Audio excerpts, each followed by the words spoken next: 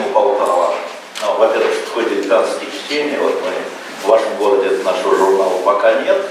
И у нас в свое время возникла идея, что по основным темам журнала мы можем встречаться с нашей аудиторией, причем это не та аудитория, которая, не обязательно та аудитория, которая читает журналы, там, слушает это, тем, кому интересна та или иная тема. И если у нас задалось, а у нас, видимо, задалось, то, возможно, если будут желающие приходить на эти дилетантские чтения здесь у вас, мы будем вам присылать через какие-то промежутки времени наших авторов, которые на тему журнала будут выступать. Понятно, что если мы там с организаторами договоримся по теме «Пакт», приедет человек, следующий номер темы «Инквизиция», приедет человек. Ну понятно, да? Мы посмотрим, как, если это вам интересно, потому что нам перед пустым залом выступать не очень интересно. И мы имеем Москву, Питер, и Оренбург, и Уфу, и Новосибирск, и чего еще я не помню, потому что не я этим занимаюсь.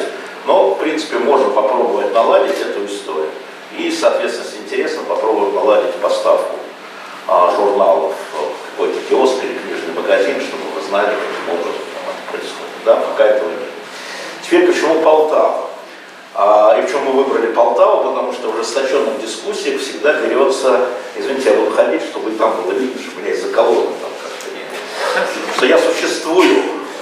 Значит, в российской истории существует несколько битв, я не буду брать 20 век, как раз эта история про другое, которые мифологизированы в школьных учебниках истории, либо преувеличены, либо искажены.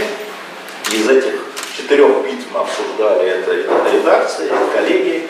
Я, кстати, не главный редактор, я издатель журнала, я там собственник журнала, главный редактор Виталий Демаскин. Надеюсь, как-нибудь он приедет. Вчера он был в Красноярске, выступал вот с темой «Пакт», кстати.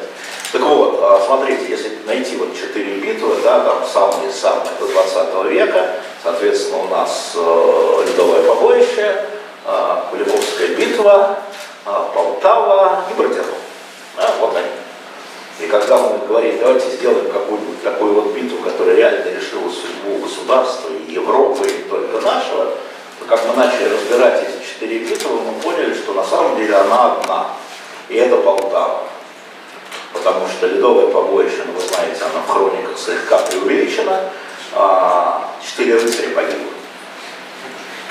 4 рыцаря погибло, потому что в западных хрониках гибель каждого рыцаря означала наследование, да, замка, земель, там, родственников, они все записаны поименно. Поэтому битва, да, там ломали, а рыцарей погибло 4. А если брать Куликовское поле, то вы, может быть, тоже знаете, что на Куликовском поле археологи не находят ничего. Ни осколка копья, ни человеческой кости, ни ремешка от сбруи лошадиной. Может, она не там была? Но нет ничего, археологически нет ничего на Куликовом поле. Вообще. Ни одной монеты. Вот где это видно, так не бывает. Да, всегда что-то остается в земле.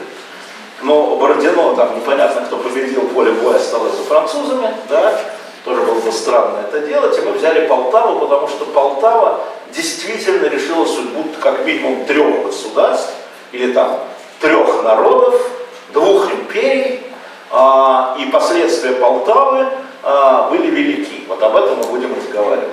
Что казалось бы, что мы не знаем такое про Полтаву, о чем можно делать журнал. Ну, те, которые уже журналом обзавелись, наверное, кое-чему удивились. Там есть удивление, которое даже у нас вызвало. То есть как вопрос? Прибирали 100 раз, я об этом расскажу. Значит, что главное в Полтаве? Главное в Полтаве, что в ней решилась судьба Украины. Не Великой империи шведской к тому времени, не Великой империи российской, потому что впереди еще будут битвы, и Северная война закончится только через 13 лет после Полтавы. Через 13 лет будет подписан Ништадтский мир. А вот Украина, которая могла в этот момент стать совсем другой, ее существование как государства в начале 18 века закончилось печально. И это сделала Полтава. Поэтому главный, так сказать, пострадавший в Полтавской битве отнюдь не Карл XIII и не Петр I, а гетман Мазепа и его видение Украины. Мы об этом с вами еще поговорим. Но с учетом сегодняшних историй вы понимаете, насколько это важно, значимо и болезненно. Кстати, такая современная история, это все современное, это не археология, это все современная история, потому что вот когда украинский президент Ющенко приезжал в Москву, и мы, группа главных редакторов, с ним встречались, он до нас встречался с Путиным на обеде. Он просидел у него 2 часа, он пришел, мы говорим, ну о чем говорили, естественно, мы политикой занимаемся, сказал, не поверите, 3/4 часа говорили о том, как будем праздновать Полтаву. 45 минут. Ну, я решил пошутить и говорю, ну вы бы еще шведского короля пригласили. А он мне говорит, ну вы прям как Путин, он тоже мне это сказал, а я сказал, я и пригласил. Вот понимаете, да, то есть это все было, я себе представляю этот разговор, вот это все было, мы же все про Полтаву знаем, либо из школьного учебника истории, либо из поэмы великого Бурга «Полтава», говорит «Восток зарей новый», и там семиклассники ее учат наизусть. А что на самом деле? На самом деле почти все верно. То есть то, что до Полтавы и после Полтавы все верно, а на самом поле не все верно. Давайте попробуем покопаться. Что удивляет нас вот в полтавском периоде? Начало Северной войны, 1700 год. Напомню, что война была несправедливая со всех сторон, это была захватническая война, Россия пыталась присоединить к себе территории, которые в тот момент контролировала Швеция, побережье Балтийского моря. Шведы пытались с молодым 18-летним королем захватить практически всю Центральную Европу. Это была огромная империя.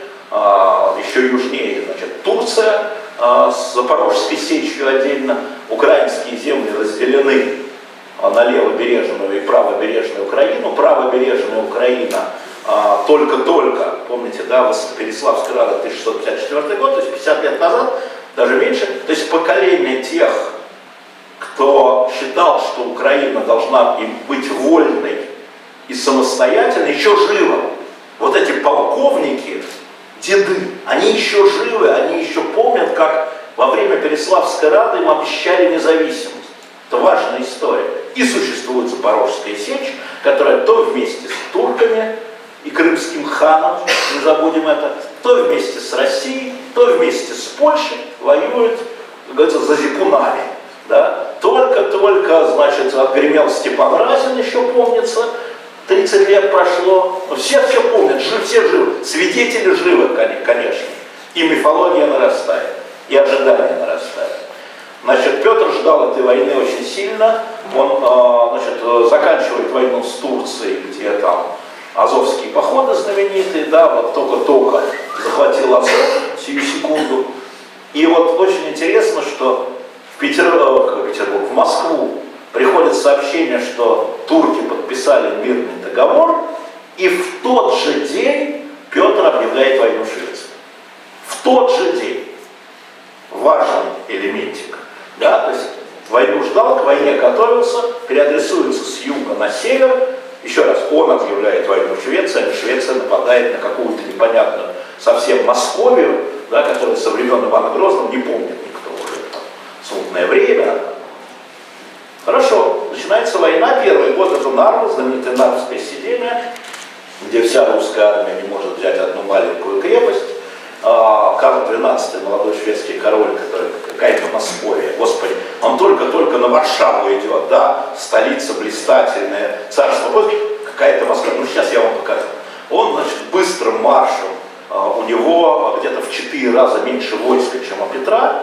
Это был марш-бросок, блицкриг, как хотите, он бросает к Нарве свои войска.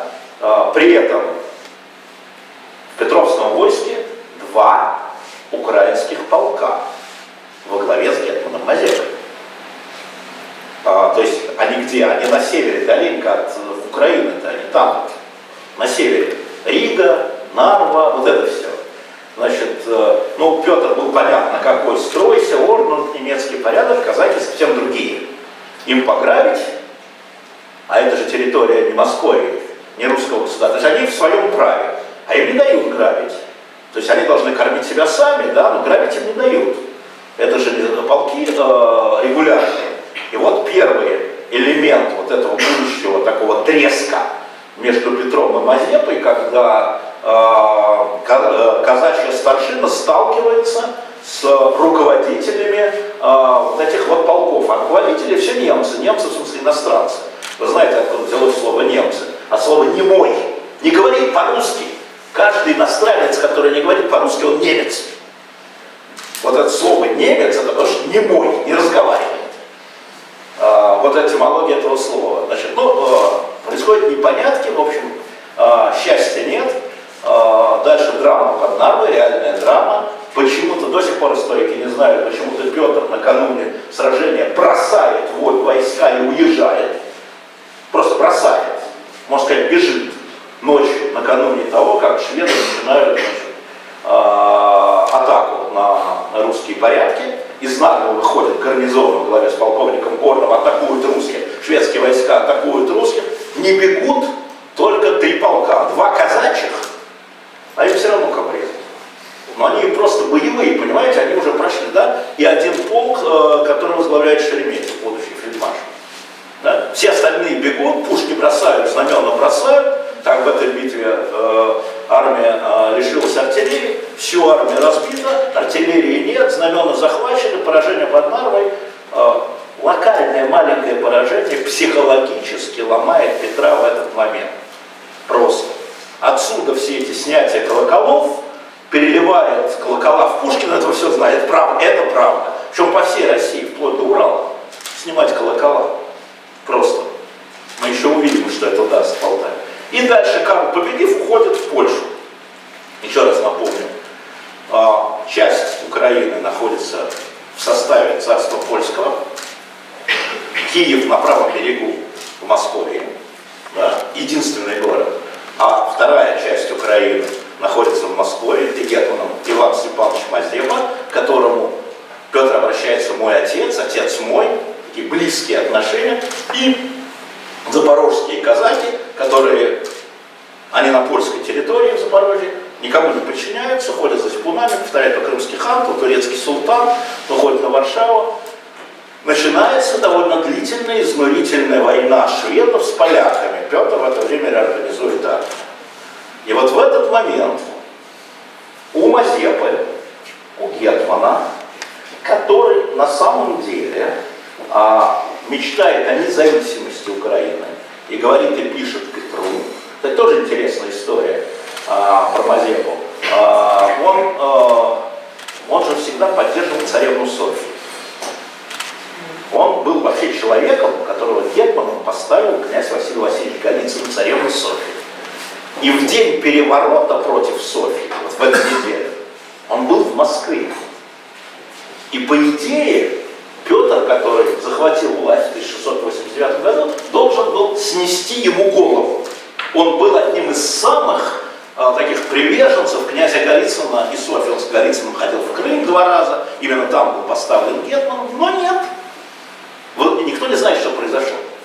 Он возвращается обратно к себе в город Батурин гетманом. Уже молодой Петр, отец родной, это Мазепа отец родной, не Петр отец родной, да? Значит, и вот он, видимо, и это видно, он был очень грамотным человеком, в смысле, он знал несколько языков, сохранилась его переписка с Петром, очень интересная. И в этой переписке уже видно, что смысл, послушайте, вы обещали Украине вольность, Переславская Рада. А Петр, естественно, все эти вольности хрябает себе. Во-первых, Россия ведет войну, во-вторых, я царь или не царь? У него же людей божественной власти. Почему я говорю так много о Мазепе? Потому что он сыграет роль в Полтаве, которой не будет. Расскажу. И, значит, наш Иван Степанович Мазепа уже тогда, там 1705 год, да, он понимает, что Карл, шведский, да, Карл XII, он понимает, что у него там какой-то Московии напухает такой, знаете, такой вот пузырь опасный. Он-то хотел Польшу, до турецкого султана, и вообще мечта шведа была от моря до моря. Польша была от моря до моря, да, и вот до Крыма, Шведская империя, до Крыма туда. А здесь где-то по левому флангу, все время в бок как-то дует в левый. Что они там делают в этой своей варварской Москве, непонятно.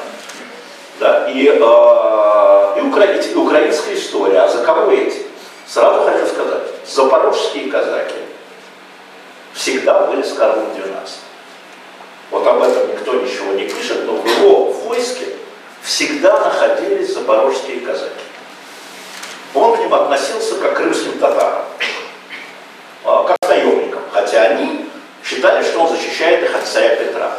То есть это, значит, были головорезы, отряды, которые, если надо, их посылали вырезать. Вообще, Северная война была очень жестокой. И знаменитые легионеры, вот эти шведские ланскнехты, и казаки, и русские войска резали под ноль захваченные города. Женщины, дети просто вырезали.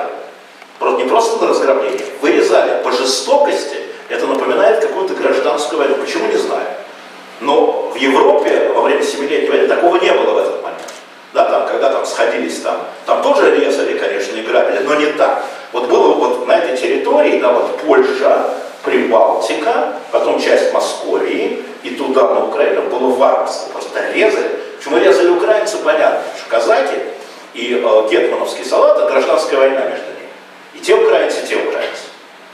Так вот, еще раз, запорожские казаки, они были в войсках Карла XII изначально. Поэтому, когда случится Полтава, Петр не будет их обвинять в предательстве, в отличие от войска Мазепы. Он не будет их казнить, сажать на кол и так далее. Они были подданными, ну как, в понимании Петра, они были подданными польского короля. Да, ну, они были подданными польского короля.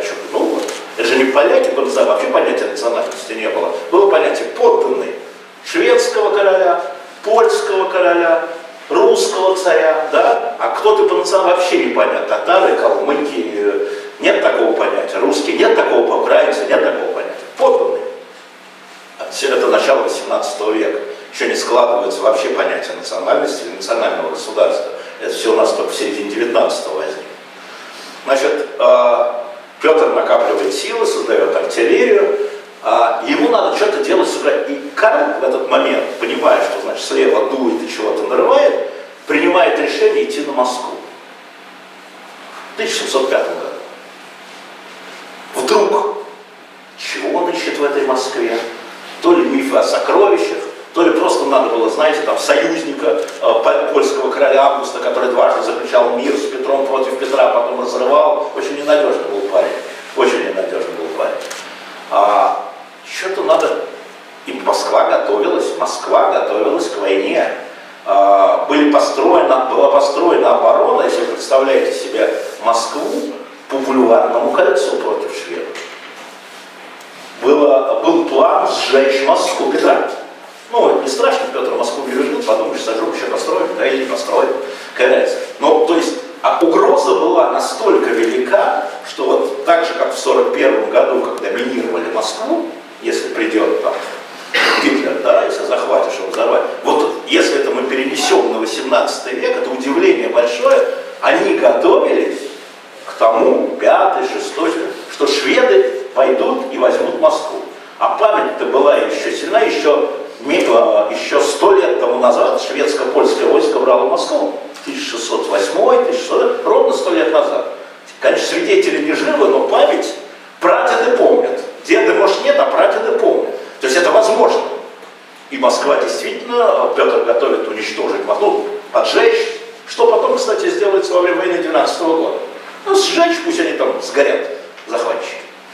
Удивительная история, да? Мы вообще, вот эту часть Северной войны у нас сначала Нарва, потом Полтава. Сразу. На следующий день. А нет, прошло 9 лет, там 8,5. И, значит, Карл уже, значит, разведка доносит, Петр где-то там опять в Прибалтике. В Прибалтике идут вои, потому что шведское войско оттуда ушло, тут гарнизоны, и фельдмаршал Борис Петрович Шереметьев крепость за крепостью уже со 2-го года, крепостишки. Берет, теряет солдат, но берет, и еще раз берет, и он так поддавливает оттуда шведские войска, ни одной битвы нет, но поддавливание есть. И вот Карла это беспокоит, значит, в левый бок дует, сзади в левую почку опять дует, да, в общем, надо покончить с этой Москвой, значит, принудить к заключению мира, а потом уже Польшу добрать и двигаться там на то, что современная Венгрия, вот туда. Значит, турки с юга, шведы с севера. Отличная история. Полумесяц на веру, да, как мы говорили тогда. И вот никто не знает, что случилось, все придумки, ни одного документа нет. Вдруг Карл, 8-й год, он поворачивает, вот карту видишь, да, идет, соответственно, на Москву с севера, а потом раз и поворачивает на Украину. Значит, очень легко объяснить, казалось бы, что вот Мазепа решил изменить, обещал с войском перейти, поэтому ничего подобного. Мы находим следы измены Мазепы, ну, это измена, давайте скажем так, все-таки присягу царю он давал. Мало ли, какие у него были там мечты о независимости Украины, но присягу он давал. И с точки зрения 18 века это измена. Давайте не будем там 21 туда перекличивать, в 18 веке это измена. Причем Мазепа, он же действительно крайне близок к царю, орден Андрея Первозванного №1, первый награжденный высшим орденом Российской империи. То есть, Петр к нему в письмах говорит: мой отец. Но мы видим по этой переписке, а переписка сначала с Петром, но вдруг в ходе войны Петр перестает с ним переписываться. Еще нет ничего, никаких вот звоночков. Ему начинает отвечать Меньшиков. То есть, если раньше он переписывался с царем, то теперь, видимо, назначили. Там человек, это все равно, что если вы переписывались с Путиным, вы там теперь Кириенко будет с тобой переписывать. Я с вами, не, вот с ним сначала. Понимаете, да? То есть для того времени это оскорбление. Но Мазепа хитрый старец, он пишет также Меньшикову, они любят друг друга, это известно. Он пишет также Меньшикову: дорогой, любимый, передай государю, то есть 50-е. Но там видно, что Мазепа говорит: а где ваш идет? То есть идет война со шведами, значит, Украина под, земли украинские нынешние. Украины никакой не было, конечно, вот земли были выделены с особым порядком управления Гетманом. Дорогой, любимый, а где ваши обещания? Потому что в Переславской Раде, в универсале, Романову, когда папа Петра Алексей Михайлович, от имени Романова, обещали защищать Украину. Там просто обязанность Москвы защищать Украину. А Петр в 1707 году на совещании в Батуре, там, в Украине, говорит: выжженная земля, чтобы у шведов горело под ногами все, колодцы травить, посевы сжигать, население уходить, стада убивать. Это защита, говорит Мазепа. А это же, не его подданные, давайте говорить, но это его люди. Это защита. Выжженная земля защита, значит, два дерутся, а Украина выжжена еще раз. Это решение генерального штаба российской, московской, скажем, Московии, да, там сидят полководцы, Шереметьев, Меньшиков, сам Петр приехал, да, 7-й год, они принимают решение, как бороться с Карлом, который развернулся от Москвы, да, вернулся в Украину. Выжженная земля. Вот представьте себе на секунду себя на этом месте. Да, вот просто ничего не оставляет. Как-то население, а потом разберемся. Но для Петра это обычная история. Вот для него действительно, для многих государей, для него вот люди это подданные. Нам войну выиграть, мы великая страна. И кажется, хотя в бумагах мы это не видим, но именно с 7-го года Мазепа начинает контактировать со шведским двором. Контактировать. Хотя одно из главных противоречий в том, что шведы протестанты, да, а здесь православные. Для 18 века это еще важно, в 19 меньше. Важно. То есть от православного царю к протестантскому нехорошо. И поэтому нет никаких прямых контактов, а есть через роль женщины в истории, через женщину, которая сейчас считается любовницей Карла XII, до того считалась любовницей Мазепы, может быть и то, и другое, можно без хлеба, может это было, может это не было, но вот так вот такие контактики легкие, просто. И Карл XII, Мазепа какой-то, какие-то украинцы, какие-то казаки, вот запорожцев знают, да, этих бандитов знают, они в моем войске. А кто и какая у него сила? 2 года продолжается. Аккуратно, не прямая, аккуратная переписка, и Мазепа все время пишет: а вот будущее Украины после войны, будущее этих земель, а вот объединение левобережной и правобережной Украины. Карл-то все равно, он идет одновременно на Польшу и Россию, то есть вся Украина, все украинские земли под ним. Что король может обещать вот этим самым православным? Карлу все равно. Он, конечно, великий государь, но ему 21 год или там, 24 к этому времени, да, какие-то украинцы, ну, земли понимаем, богатство понимаем, Польша понимаем, уже Московия понимаем, а это мы не понимаем. Но вот эти бандиты у меня в обозе там есть, грабят, когда надо. И поэтому он очень легко обещает. Это есть в его письмах, в письмах, которые его двор пишет Мазепе. Независимость. Независимость. Только будете, значит, дань платить, но вы и так ее платите, значит, другому. А религию я вам сохраню. Гетмана выбирать? Да выбирайте. Вообще не интересно. Вообще, ему это не интересно. Это очень интересно, что Карлу XII это не интересно. Он уверен в своих победах, да, где-то Шереметьев там его в Прибалтике там поджирает, ну, Шереметьев, потом вернусь опять как под нами, разнесу всех, никому не интересно. Да? Вот сейчас на Украину, а с юга готовится напасть на Польшу и, соответственно, Московию, наш брат турецкий султан. Да? Потому что старая, только Петр у него Азов отнял. Позорище. Визера пришлось задушить, полководцев казнить, да и Азов, ну, в общем, моя крепость. Унизили. Только, еще послы Петра сидят в башне. Еще сидят, да, а тут пожалуйте вам. Вот же повод, да, этот пойдет, этот туда, а еще крымский хан, который на самом деле в то время иереи, они дальники султана, но надо понимать, что это независимое государство. По политике точно. А пограбили-то. Потому что крымские набеги, они реально были набегами. Никто не собирался там присоединить, там, я не знаю, Варшаву к крымскому ханству. Все было наоборот. Варшава пыталась присоединить крымское ханство. Да? Поэтому ослабление Польши и Московии, давайте называть так, как называли европейцы, или России, еще не было России, это же хорошо, это же отлично. То есть, если бы Полтаву проиграли, дело не в том, что войско разбили, дело в том, что султан бы пошел. А он и пошел потом, мы с вами поговорим впоследствии. Вот с двух сторон две империи, османская и шведская. И поляки уже выстраиваются, польский король, я имею в виду Август II Сильный, выстраивается под Карла XII. Заметьте, польских войск в Полтаве нет, союзника нет, потому что он проиграл битву и подписал перемирие. И Петр остается один. А он готов к борьбе со шведской знаменитой пехотой?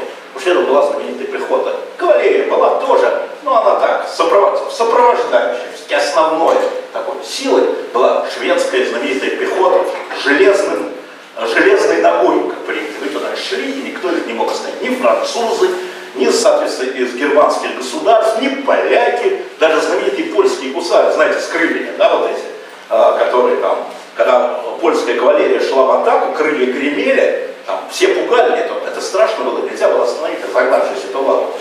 Кроме шведской пехоты, шведского каре, а вслед за ними только будут наполеоновские гренадеры, которые смогут это сделать. Выстоять против атаки тяжелой конницы, такой, в броне, земля тряслась. Вот шведская пехота была такая. Идет переписка. Петр добирает Мазепа обвиняет, как вы знаете, богато славен Кочубей. Значит, Кочубей пишет, что он изменник, хотя не имеет никаких доказательств. Сейчас это известно, никаких доказательств генеральный писарь Кочубей не имел измены Мазепа. Да и измены еще и не было, если не считать измены и переписку обратно. А что я с этого буду иметь? Что украинские земли с этого будут иметь? Значит, Петр верит Мазепе как себе, выдает головой Кочубея казнят. Там была еще романтическая история с этой вот дочерью, крестницей Мазепы. Она действительно сыграет в истории. Мне даже трудно вот в российской истории найти такую барышню, кроме Коронова Харцов, которая сыграла такую историю, потому что войсковая старшина очень плохо к этому отнеслась, потому что она была крестницей, там была, видимо, безумная любовь, сохранились их переписка. Она бежит из дома Кочубея к Мазепе, старику, ей там, по-моему, 18, ему там уже под 70. Он ее отправляет к отцу, потому что понимает, что это политическая история, потому что за Кочубеем половина войска, за Кочубеем половина кланов. он ее отправляет, он ее по политическим мотивам, там, письма такие, слезы лью, голову теряю, да? Она там потом выходит замуж, но это такая трагедия. И внутри раскол. А тем временем Карл идет с севера на Украину. Сейчас бы сказали, идет на соединение со вторым фронтом султана. Ну нет, никакого султана он не хотел. Это кто вообще? Мы строим Великую Шведскую империю. И вот дальше начинается то, как, на мой взгляд, мы говорим о гении Петра, да, военном, или, скажем, военно-техническом гении Петра. Вот можно после этой истории говорить, что Петр был гениальным. Гениальным не полководцем, а организатором побед. Такой, вы знаете, во время Великой Отечественной войны был такой нарком Шахурин. Вот он такой Шахурин. Он занимался инженерным обеспечением Петра, российского войска. Именно инженерное обеспечение российского войска позволило победить под Полтавой. Значит, война идет очень жестокая. Эти берут города, эти берут городишки, режут. Потому что это чужая земля, она украинская, она чужая. Она стала российской меньше 100 лет назад, ну то есть, и при этом управляется, значит, украинской старшиной. Украинская старшина не хочет делать выжженное поле. Хорошо, вы не хотите, мы хотим. Шведы и московиты режут подряд. Все это страшные сцены, описанные поляки. Отошли назад, мы здесь ни при чем. Потому что Карл идет по московской Украине, по левобережной Украине. Огромное число беженцев с левого берега направо. Мазепа, и это очень важная история, устраивает эмиграцию, или вернее эвакуацию гражданского населения на тот берег. Коридоры, охрана. И Петр в гневе ему пишет: Меньшиков, куда войска отправляешь? Какая такая охрана? Ну-ка давай назад. Да? Бог с ним, с этим гражданским населением. Чтобы вы понимали, война в начале 18 века, который, казалось бы, уже век, там, приближается век просвещения, еще раз, абсолютно варварская была, потому что земли ничьи. Ну, сегодня российские, завтра польские, послезавтра шведские. Чего их? Не наши налогоплательщики. В общем, не русские. Ну да, подданные, но недавно пришли в подданство.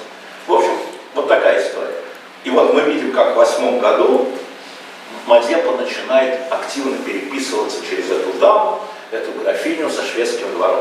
Начинается то, что можно назвать изменой присяги. Я бы не сказал изменой России, изменой присяги, изменой царю. При этом, повторяю, он по-прежнему очень близок, хотя там Меньшиков вклинился, и интригу свою завязал. Ну давайте не будем на это обращать внимание. То есть, конечно, будем. Роль Меньшикова в этом абсолютно безобразная и похабная, но Меньшиков считал, что он прав тогда. Не потому, что Мазепа из Меньшикова, потому что Меньшиков хотел стать гетманом. Вот этот полудержавный властелин, он был жаден до всего, в хорошем и в плохом смысле. И до денег, и до власти, и особенно важно, до уважения. Да? И вот он просил царя из хранились документ, что он его назначил гетманом Украины, российский. Ну, конечно, предыдущего, значит, надо как-то показать его нелояльность. И вот, значит, происходит история, когда Карл XII подходит к Полтаве и осаждает Полтаву. Полтава, это стоит гарнизон Петровский, да, и этот гарнизон отбивает атаки Карла, туда подтягивается вся армия. Таким образом, случилось, что оказалась скована шведская армия вот, в осаде Полтавы. И героизм русских солдат, петровских, вот этих бывших потешных полков, да, вот он сдерживает всю армию. Дело не в том, что они не могут взять Полтаву, они не могут взять Полтаву. Они как бы увязли в этом. И Карл просто вне себя, это тоже видно по документам, потому что в отличие от московского генерального штаба, где все управлялось записочками Петра I, мы знаем, что Меньшиков был безграмотный, да, это член Академии наук британской, был безграмотный. Нет ни одного документа, написанного рукой Меньшикова. Вообще ни одного. При этом сэр Исаак Ньютон дал ему рекомендацию в Академию британскую наук. Ну, понятно почему, да? Коррупция, друзья, что поделаешь? Ничего не нового придумать. Человек безграмотный, он руководит, но он руководит, значит, он диктует, есть его там безграмотная подпись, там, но всегда все документы написаны рукой там, писаря, адъютанта, неважно. Еще раз, он безграмотный. А шведский генеральный штаб оставил все осталось в архивах. Распоряжения, приказы, проекты документов, они все грамотные. И поэтому мы это знаем, что там происходило, исходя из шведских документов, а не из документов российского генштаба, ну, конечно, письма Петра. Конечно, как Петр свои распоряжения давал письменно всем генералам напрямую. Да, и сохранился огромный массив документов. Все эти записочки Петра, Минхерц, там, мое сердце, значит, туда-сюда, пошел на лесную, пошел туда. Петр руководит реально. Реально руководит, причем еще не прибыв на театр военных действий, прибывая, находясь в движении, он руководит вот русской армией. Это правда. Это, значит, дальше, собственно, Полтава. Что удивительно в Полтаве? Ну вот, поэма Пушкина, я, можно, не буду пересказывать, хотя могу прочитать наизусть, как и вы все. Удивительно вот что. Вот ура, мы ломим, гнутся шведы, славный час, славный миг, это все вранье. Ну, художественное преувеличение. Дело было в том, как раз подходит к гению Петра, что у шведов на поле битвы было 30 пушек, а у русской армии 300. Битва была выиграна в поле, не начавшись. Просто. Причем шведские пушки, в бою их было всего 4. Они должны были как сказать, обеспечить начало, они практически были сигнальными. Начало атаки вот этой шведской пехоты, которая должна была пойти. Петр строит, это мы знаем слово редуты, да, строит редуты такими углами, куда засаживает всю армию свою пехоту, прежде всего пехоту, и ставит пушки. А у него 300 пушек. А основная шведская артиллерия находится под Полтавой. Карл решил ее не притягивать. Шведская пехота и так все сделала. Хотя он знал, что у Петра пушки стреляли картечью. Да? Уже понятно, что будет дальше. То есть Петр меняет логику войны в поле.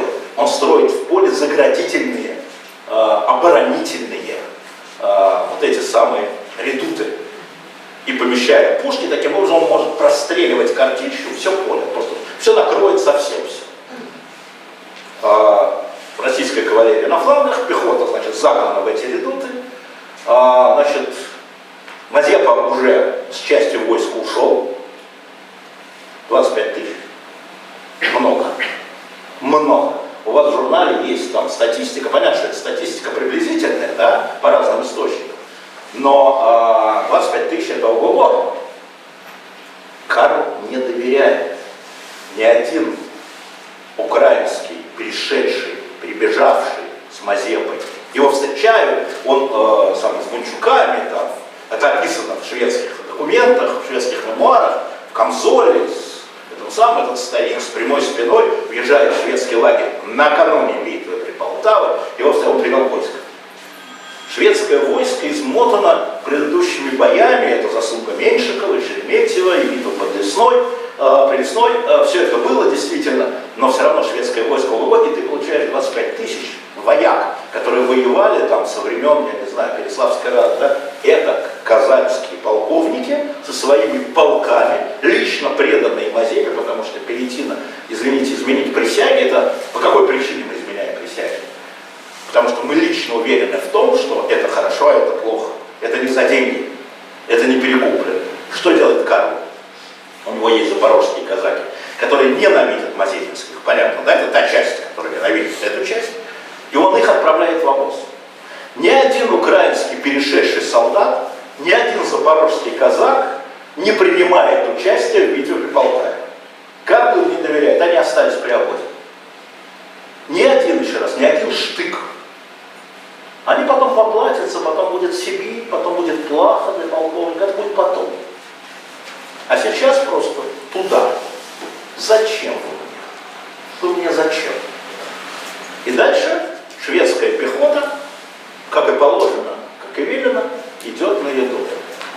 И вот в этот момент не происходит практически, конечно, были некие столкновения русской пехоты, русских полков и шведских. Сам Петр стоит в ряду Преображенского полка во второй линии. То есть, первая линия прорывается, естественно, да, и вторая вступает в бой. Она не вообще в соприкосновение с противником не вступила в бой. Не дошло до этого. Почему? Картечью накрыли всех. Просто 300 пушек рявкнуло раз, 300 пушек рявкнуло, когда втянулось это вот дефиле шведское, положили. Гениальность Петра в том, что он изменил, во-первых, что он 9 лет назад вот эти колокола перевел в пушки, и эти пушки сыграли роль. Кстати, 4 пушки, которые стреляли, и 300. Вообще можно было не начинать. Ну, есть, конечно, еще субъективная история. Карл буквально накануне был ранен. Значит, было столкновение, такой лихач. Столкнулся с как раз казачьим разъездом, был ранен в ногу, очень болезненная рана. Он был, ну, не на носилках, а в кресле-качалке, конечно. Его вели, он, страдая раной, как правильно написал Пушкин, Карл явился. У него все болело. Современные врачи говорили, что, скорее всего, с учетом обезболивающих 18 века, никто не мог ему помочь, там что-то было задето, даже боюсь сказать, чего, какие-то нервы. Практически он гениальный полководец, он не мог руководить. У него должно было мутиться от боли, как нам сказал один врач. Просто мутиться должно. Да? Нет обезболивающих, таких туда. Пить вино. Значит, шведская пехота полегла. Когда говорят, почему такая разница между потерями русских, не может быть. В бою не может быть. Может, потому что до боя, мы привыкли, ура, вернуться шведы, дело не дошло. Просто не было вот, такого фронтального столкновения армии на армию. Вот его не было. Полегла. Значит, спасайте короля. Карл отбил, спасайте Мазепу. Карл отбивался, Мазепа отбивался. Значит, их телохранители уводят, и вот тогда конница Меньшикова бросается за ними в погоню. Вот поскольку отряды шведской кавалерии прикрывали отступление своего короля, вот тут началась рубка режь. Ну, победа уже была победа. Опьяненная этой победой, значит, меньшиковские полки, значит, они ряды, вы помните это все, там, за учителей своих, за здравный кубок поднимает, действительно, пленные полководцы Карла были в шатре, значит, шла там, как обычно, для Петра Бьянка, как сказать, праздник, да, в то время как Меньшиков преследовал, и тут Меньшиков натыкается, его солдаты натыкаются на обоз. А в обозе-то захвачено много чего, и русская кавалерия застряла в обозе. Грабить. Потому что это всегда в тех армиях. Да, обоз это было главное, последний способ защиты. Выставляем обоз и бежим, пока грабят, мы еще оторвать. Так и случилось. Поэтому остатки шведских войск и украинских войск Мазепы, перешедших на сторону Мазепы, остальная часть войска Мазепы занимала, скажем, нейтралитет, да, то есть она так стояла, но со стороны Петра, но в бой ее тоже Петр не вводил, на всякий случай, мало ли, тоже был осторожен. Значит, они оторвались, и Карл, и Мазепа, значит, их догоняют там у реки, они переправляются, остатки шведской гвардии, охраны полегли на реке, задерживая в 10 раз превосходящую опьяненную победой кавалерию Меньшикова. Он потом за это получит от царя палкой по голове, потому что грабил, а короля не поймал, и предателя не поймал, потому что была задача поймать предателя. Предателя ожидала мученическая смерть. А ты это награбил себе, жадюга. Вот. Но при этом, конечно, Меньшиков был награжден, там, получил чин, гетмана не получил. Гетмана не получил. Очень расстроился по этому поводу. А что вот они грабить стали. И они уходят в Турцию. Туда. Ну, как, представляете? А там уже Турция. Там уже запорожцы, верные Карлу XII. И Турция. Там раненый король, разгромленный Мазепа и русская армия, которая реально победила. Это реальная огромная победа. Причем, еще раз, это военно-инженерная победа. Это никто, знаете, не трупами заложили поле. Как раз Петр, которого нельзя считать очень таким солдатолюбивым, еще нарожают бабы, да, он вот своей инженерной тактикой спас огромное число русских солдат на этом поле. Потери были минимальны. 1500 убитых. Дальше происходит следующее. Значит, огромное число пленных шведов. Но этих мазепинских на кол четвертовать, это все делается с средневековым, как Петр умел, зрелищностью, да, еще со времен там, Стрельцов, мы это знаем, как он это любил и умел, Карл Стрельцов, мы все помним картину. Это это было очевидно. Они предатели, они клятва преступники, они же на Библии клялись на верности, да, то есть они клятва изменники. Поэтому анафема Мазепе церковная, да, он презрел даже не царя, а клятву перед лицом Бога, клятву на Библии верности. Этих вообще всех в расход, даже вопроса нет. Какие там суды военно-полевые? Всех. А что делать со шведами? Огромное число, но этих-то за выкуп, понятно, генералов. Или там пусть посидят, пусть поучат нас. А 20 тысяч шведских солдат в Сибири. Сибирь. Ну и там 2/3 из них померло по дороге, естественно. Как их отправляли, что в Шубор, что ли? Правда, это было в июне, но пока дошли уже все, и они там долго жили в Сибири, строили. Потом они вернутся через 13 лет, разрешат после заключения нештатского мира несколько сотен шведских солдат, те, кто не переженился, те, кто никак не... Они вернутся и будут рассказывать об ужасах Сибири. То есть вот это вот благородство, оно было по отношению к генералам и за учителей своих, за здравный кубок. Поднимает. Было. Генералы, да, и можно отследить жизнь. А вот история шведских солдат, есть такой, вы, наверное, знаете, писатель Иванов Алексей, который написал книгу «Тобол», был снят фильм «Тобол». Вот там, конечно, романтизировано, но там очень много правды. Он такой вообще человек, который на самом деле очень сильно сидел в архивах. Да? И то, что мы вообще не знали про это до, ну то есть кто-то знал там на местах, такие же истории, они никогда не всплывают, они такие, ну не то что позорные. Для 18 века они понятны. Ну так, ну куда он согнал? Вот что такое, что случилось?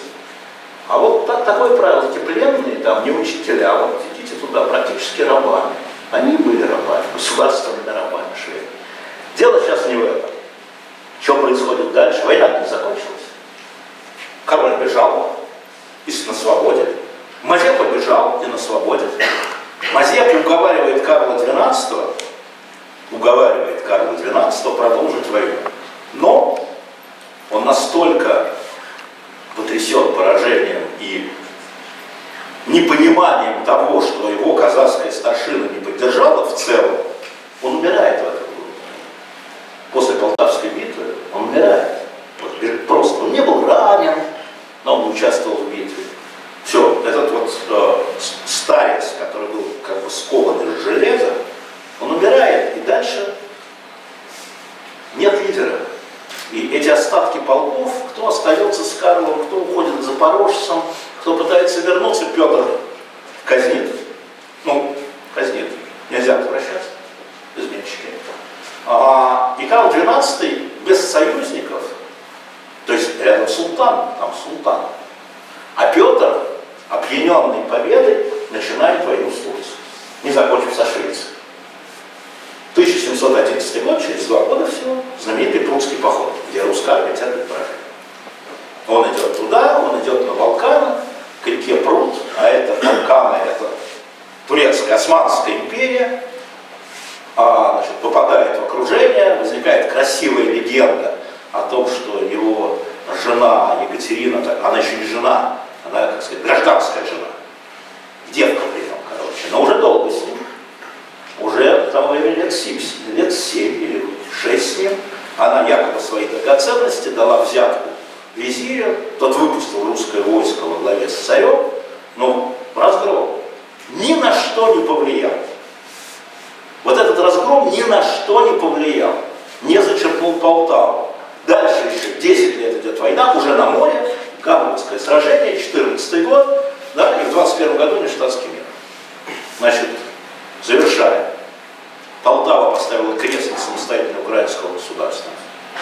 И для них это трагедия. Для историков, я говорю, политики это, конечно, понимаю. Полтава поставила крест на шведской экспансии. И для них это счастье. Для них это счастье. Они сами это говорят. И шведские историки говорят.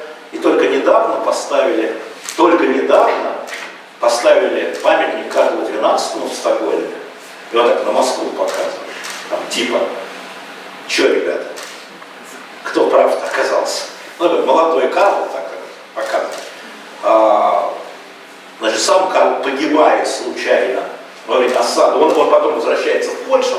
начинает осаждать там Хоч-Крепти, погибает, видимо, шведский путь. Швеция надоела война. Он становится таким королем-авантюристом, который только вот налоги, казна. Он ни разу с 1700 года, с момента начала Северной войны, не вернулся в столицу. Он 21 год, будучи королем, отсутствовал в столице. Где-то там воюет. Конец претензиям Швеции от моря до моря. Петру удается с помощью своих дипломатов, здесь петровская дипломатия, Петр Толстой, Шафиров, заключить с Турцией. Такой, правда, после прусского договора, прусского похода нужно было вернуть Азов, договорились как-то там. Туркам тоже очень шведов не хотелось видеть на своих берегах. Да? Турецко-шведская граница, представляете, да? Себе где-то на территории там, Украины, там, это нехорошо. Там, все довольны, да? В результате все довольны. Но история Полтавы, это может быть для России не столько история русского государства, сколько история русской армии. Вот государственное строительство будет потом, империя будет провозглашена через 13 лет, в 21 году, новые институты. Царь стал императором, да, конечно, Полтава была главной. Но то, что армия, хотя после Нарвской битвы уже прошло 9 лет, уже начали там победа такая здесь, небольшая здесь, воспрянула духом, побили лучшую армию Европы. Не французы в это время, не англичане, не голландцы с их флотом, да, немцев вообще не было, в том смысле, что государства не было, не саксонцы, не поляки. Русская армия побила и уничтожила лучшую армию Европы. И очень важно понимать, что потом ты читаешь письма, которыми они там еще в течение 3 лет, несмотря на труд, обменивают там, все эти полководцы, вот главная победа жизни, Репнин, там, да, это Полтава. И это в виде духа, еще раз повторяю, вот это все равно, чтобы мы говорили, что главная победа Великой Отечественной войны это была битва под Москвой. В Великой Отечественной войне потом будет Сталинград, потом будет Курск, потом будет Великая Белорусская операция, да, будет Багратион, да, будет Берлин. Но вот дух армии, именно армии, да, это Полтава, поэтому за Полтаву не стыдно. И хочется спросить, а где памятник Полтавской баталии в России? Как-то хотелось узнать, как-то мы не нашли. Потому что на самом деле, потому что на Украине было это, да? Это неправильно, это ложное ощущение. Это действительно большая победа. И когда мы говорим о великом гении Петра, там, он был чудовищем. Он, конечно, был чудовищем. Но даже по 17 веку, около 18 веку он был варваром. Я имею в виду цена. Вопроса для него всегда было. Петербург на костях, я думаю, вы знаете, сгоняли все там гибли, ну и кто считал. Да? Вот пленных я вам и сказал. Выжженная земля я вам и сказал. Об этом можно отдельно говорить. Но то, что он был не просто пьяницей, великаном, да? Не просто там человеком, который иногда карикатурно, ты видишь, там он бьет палкой, кричит там, и так далее. А то, что вот как раз его строительство военной инженерной, вообще инженерной, военной инженерной науки, флот отдельно можно поговорить, привело к битве. Это точно. И вот в этом смысле, понимая, насколько человек сложен, мы должны все-таки помнить, что это была наука. Действительно была наука побеждать. После страшного поражения, страшного унижения, еще раз, лучшая армия Европы, лучшая, самая грозная империя Европы, а потом турки. Да? И оказалось, что еще вчера дикая Московия получила еще один бонус. После Полтавской битвы Москву, а потом в Петербург, пока Петербург это карточный домик на болотах, в 9 году, 6 лет прошло, да, устремились личные послы государей всей Европы. Россия именно битвой под Полтавой, а не взятием не основанием в 703 году, да, она заявила о себе как европейском игроке, потому что Карла боялись. Если читать переписку 704-705 года, значит, у нас там кто еще, Людовик XIV любимый, да, благословенный, по-моему, да, еще Людовик XIV на конце своей жизни уже, который привык побеждать, они боялись Они боялись Карла XII, они боялись, что после того, как он пройдет до Турции, он отправится на запад. Он отправится из Центральной Европы в Западную. Что такое Западная Европа? Пруссии не существует, Германия, мелкие государства, Италия не существует, мелкие государства, Франция, ослабленная войной, Австрия существует. Но Австрия зажата между, опять, Турцией. То есть геополитически Полтава открыла для России возможность, то есть вот победа из этих 4 битв, я бы сказал, именно Полтава была решающей битвой для многих государств. Поэтому была Полтава. Спасибо.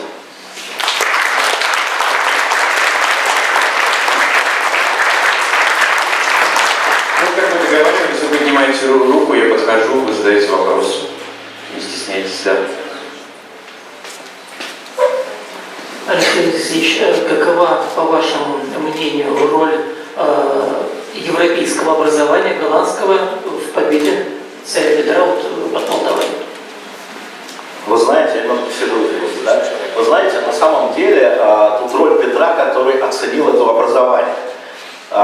Естественно, инженеры в то время, они в России уже были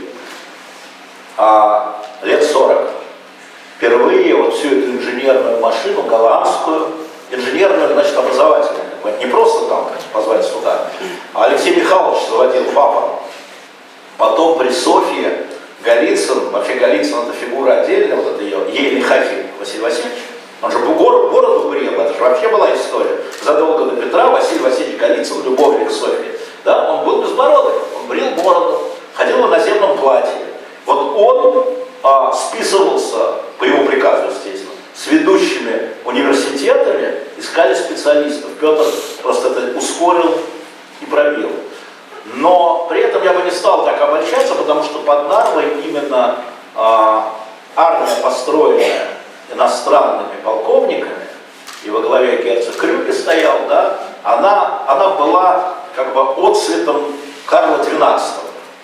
Да? Они все строились, европейские армии, приблизительно одинаково. И то, что Петр, но это было не рыцарственное поведение, картечь, да? Это же не рыцарственное поведение. Но эффективное. Да, но эффективное. Вот Петр, опираясь на, скажем, своих удалых офицеров, прежде всего, и на вот эту инженерную историю, которую, конечно же, делали приглашенные военные инженеры, да, он победил. Там на одном образовании и на одной инженерной истории не проехал. У них у всех, у шведов тоже было образование, да. Ну, вы сами говорите, шведы уже уверовали в свою машину. Ну, вы упростили, что шведы уверовали в машину, потому что уверовал в машину Карл XII.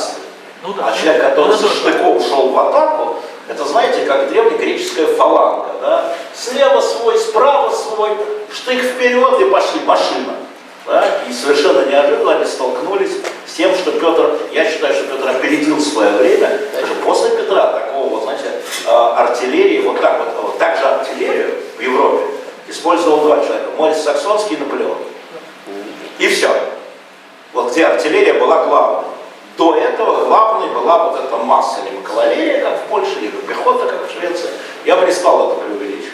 Не стал. Алена Туркина, детский журнал «Радуга». Алексей Алексеевич, аудитория нашего журнала – дети от 3 до 7 лет, которые читают вместе с родителями, и дети от 7 до 10, которые читают самостоятельно. Вот если мы бы резюмировали сегодняшнюю лекцию на языке моей целевой аудитории, как это могло бы выглядеть, и на этом языке что мы должны сказать детям? Петр I молодец? Вы знаете, дети гораздо тоньше чувствуют, чем взрослые. Я могу сказать, что я себе представляю, что с детьми надо читать Полтаву. Понимаете, потому что так построено слово образами у Пушкина, да, что поскольку дети воспринимают все эмоционально, в первую очередь, то то есть я когда работал в школе учителем, в 4 классе, это был, правда, 10-летний, начальная, только кончили начальную школу, или это был последний класс начальный, они у меня иллюстрировали Полтаву. Просто иллюстрировали, не рисовали. как умели, кто как умел. Любой четверостишье Пушкина. Любой. Разбираем, рисуем, дома приносим, там половину родителей рисовали, понятно. Было видно, потому что дети, конечно, вот аналитикой заниматься не могут, да и не надо. Придет время, то займутся. Поэтому мне кажется, что там, где есть такие люди, как Пушкин с Полтавой, Лермонтов с Бородино, или там Наталья Кончаловская с Куликовым полем, да, вот через это, потому что эти стихи, это иллюстрации, да, они мифологичны, ну и что? Подрастут, сами выберут.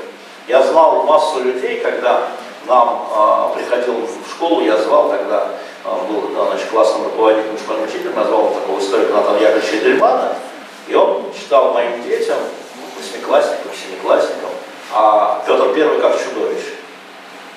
Он в это время писал книгу, и там, ладно, у меня волосы дымом в голове придумали. У детей был шок, потому что в школьных учебниках, откуда они знают, фильм «Петр I», Полтава, да, великий Петр. И цена вопроса. А Натан Яковлевич, он говорит, а можно я приду не в 11 класс, а в 7? Ну, там, где изучают. Я говорю, ну, пошли, Натан Яковлевич. И я видел, как дети, знаете, вот сидели, когда дети переглядывались. Что он такое говорит? Да, это был взлет Советского Союза, да, то есть мы вроде уже начинали говорить, как бы новое открывалось.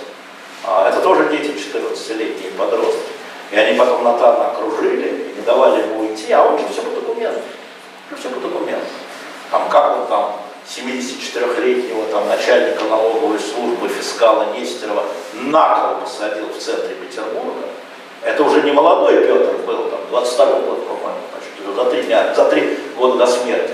И запретил снимать, там, чем кол толще, чем дольше человек мучается, проходит тяжело. Он запретил снимать, крики, значит, разносить, а он велел всем проезжать мимо этой истории. Это вот семиклассник нам рассказал. Это тоже было, это факт, документальный. Петр этим гордился. И вот они его окружили. Я понял рано, потому что возникло... Вот десятиклассники бы поняли, семиклассники нет. Ну а что говорить о первоклассниках? Первоклассникам нужна картинка красивая, да? Помните, там, Пушкин же это гениально, да? Он просто гениально это пишет, это понимает эту сложность, но дети же этого... Мы в 7 классе не понимали, как выходит Петр, глаза его сверкают, лик его ужасен, движение быстро, он прекрасен, он весь как внешне идет, к нему коня подводят, там что-то дрожит этот смертный конь, да, почуяв боевой огонь, да-да-да, и перед сильными рядами своих воинственных дружин, несовы верными слугами, там, в качалке недвижим, страдая раны, Карл явился вождь героев, и за ним. Совсем другая песенка, да? И вот эта эмоция отражается вот на детях, потому что песня, музыка этого стиха Пушкина, она отражает Петр, и все, победа впереди, и несомы верными слугами, да. Страдая раны, Карл явился. Великая история, и Бородино тоже самое. Поэтому с детьми, извините, что так долго отвечаю, они думают образы. Им нужно создавать образы, которые потом возраст им подкорректирует. Но это только третья часть поэмы. Такая вот для детей, которую вы их могли иллюстрировать. Но они выберут ту часть, и я, как учитель или отец, выбираю ту часть, которую, с моей точки зрения, они поймут. Потому что первые две, они совсем не детские. Да, конечно, они не детские, но сейчас дети, знаете ли, да, они что хотят, то и читают. И когда вот ты выбираешь там страницы истории, там, с детьми, там, начиная там, с 12 лет, ты уже можешь говорить там, о моральной этике поступков, тех, в каких условиях они принимались. А я не думаю, что вот 3-7 лет они готовы на это. Я не думаю, может, я ошибаюсь. Может быть, индивидуально, если там есть семья, да, в семье можно, а в классе или в журнале не получится. Можно попробовать, не получится просто, и все. Поэтому, ну, дети разные, развиваются по-разному. Но с ними очень интересно говорить. Вот я говорю, когда вот там Петр чудовище, да, Петр, который национальный герой, да, ну, вы знаете, что он чудовище. Такой был шок для семиклассника. Вот шок, поверьте мне. Хотя я им на уроках говорил, вот цена Петербурга, да, там, то все. Ну, это так все. Главная победа. Главная победа, да? Семиклассников, там же в тонкость не войдешь. Как он там с сестрой расправился, там, с Стрельцов, да, ну, конечно, можно служить стрелецкой казни, да, как он приказал своим боярам и Меньшикову и иностранным послам, и сам рубил. И потом в письмах хвастался, сколько голов он с одного раза отрубил царь, государь, не император еще. И послы должны в обморок падали. Бояре вообще не были туда, на поле боя, ладно, это вот казнь была со связанными руками, да, те же православные. Слушайте, и это, как это может быть? Это же другой Петр, наверное. И современники, кстати, помните, да, ходило же Петра, подменили государя нашего в Европу. Царь православный должен быть милостивый, да, должен идти денежку раздавать во время похода. Должен, значит, в такой вот, ходить в таких бармах, да, как папа его тоже был гневлив чрезвычайно. Но при этом одно дело, когда ты гневлив, говоришь, отрубить ему голову, да, а потом простишь и еще наградишь. А тут вот сам, с топором, с мечом, царь православный, мама родная, чужой. Вот это тогда воспринималось так. А нынешним там людям, которые интересуются историей, вообще не обязательно детям, ты видишь, картинка другая, у тебя ломается представление, это всю жизнь, вот, по фильму, да, откуда мы знаем сейчас фильм Петр Первый, да, или там сериал про Петра, великий, славный государь. Как это может быть? А вот так, жизнь такая простая штука. Там еще в конце. Да, короткий вопрос. А вы сказали, что 4 всего рыцаря погибло льдом больше. То есть это миф, эффектный исторический про лед, куда они там провалились всем войском в фильме Эйзенштейна? Битва, вот видите, фильм — это наши знания исторические. Конечно, это миф, основанный на правде. Битва шла не на льду, а битва шла, ну, по немецким хроникам, да, битва шла на косе, которая подходила, вот, сразу хочу сказать, что это были земли ордена. Это не орден пошел в набег, это Александр Невский пошел в набег, ну, с целью предупредить набег ордена. И действительно лед ломался, это правда, апрельский лед, но когда я говорю рыцари, это не значит солдат, было много кнехтов, которые погибли и попали в плен. А вот рыцари, да, 4 погибло. И там отмель была такая, и судя, опять, это же археология, да, где остатки, где куски железа, где чего. Она, скорее всего, шла как раз у Вороньего камня, да, где, то есть на берегу. А отступали они по льду, конечно. Они бежали по льду. Они провалились.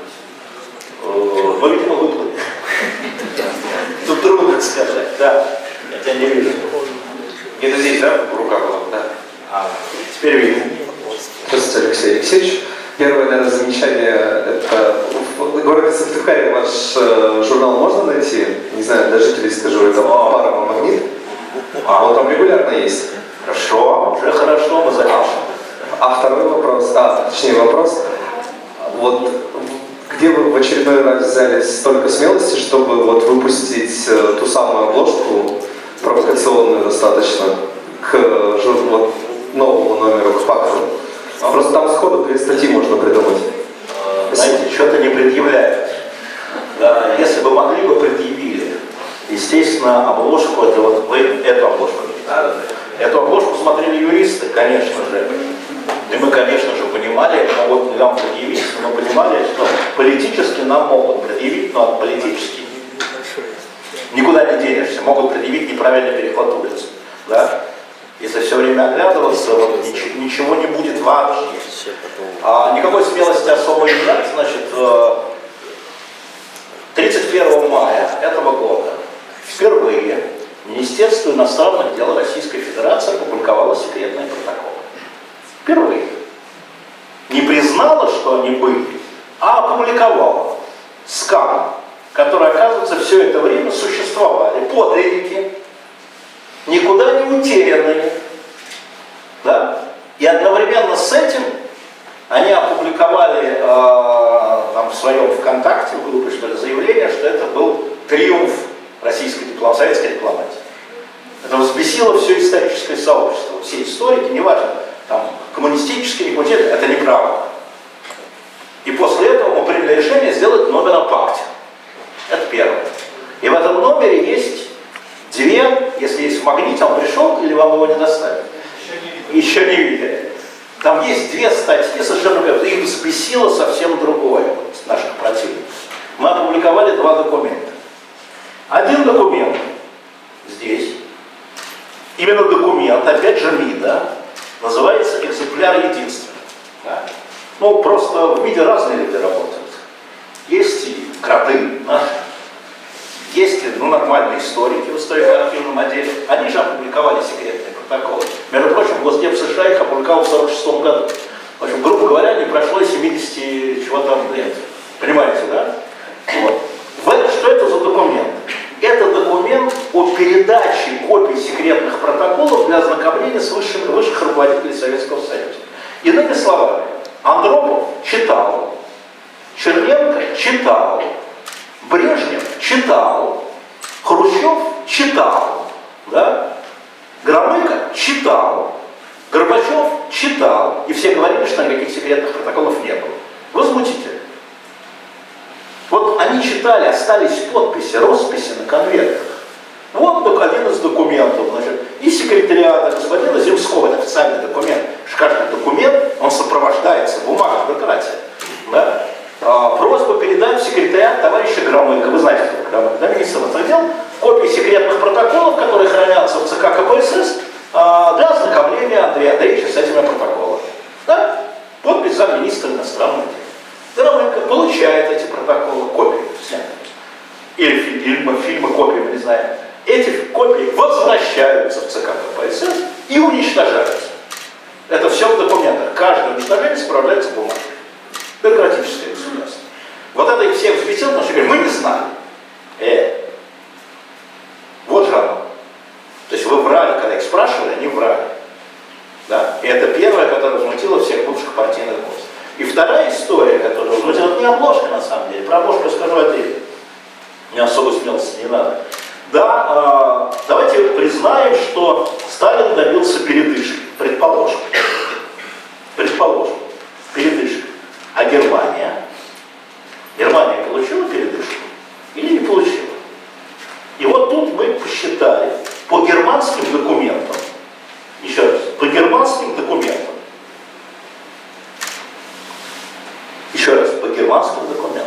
доступ к нефти за 1,5 года, то есть горючему, у Германии возросло в 20 раз. Передышечка дала им, да? Вот кто выиграл время называется. Это по экономике. Здесь есть разворот. Еще раз, по-германски, мы по Советскому Союзу все знаем. Советский Союз тоже выиграл время, правда. А вот про Германию никто не говорит. Вот экономика Германии. Дальше военные силы Германии мы опубликовали.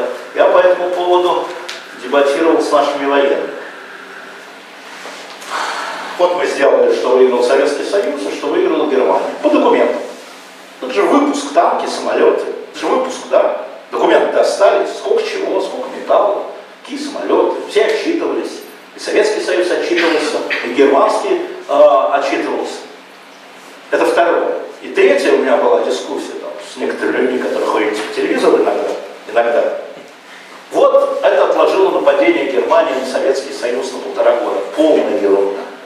Значит, к августу 1939 года у Германии было 3195 танков, а у Советского Союза 21 тысяча. Семикратно.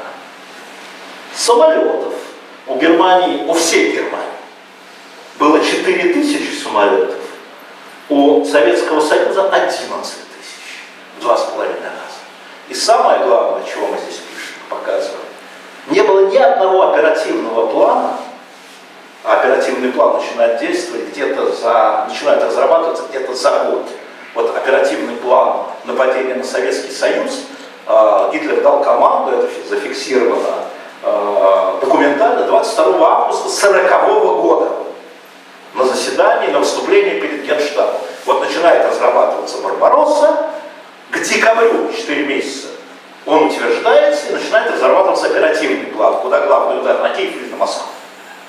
И только в мае 1941 года окончательный вариант одобряется Гитлером. То есть не было ни одной бумаги про 1939 год. Вообще ни одной. Никто его найти не может. А поскольку германское государство тоже было высокобюрократическим, и генералы не хотели воевать, они все оставляли записки, мемуары и так далее. Более того, есть еще еще один документ. Риббентроп перед казнью в Нюрнбергском процессе, он сидит в камере, он пишет записки перед вечностью. Он знает, что он приговорен. Просто не будут, потому что приедут люди, ему подробно рассказывают. И он пишет о том, что только после того, как был подписан пакт, а пакт хотели немцы, умоляли Сталина,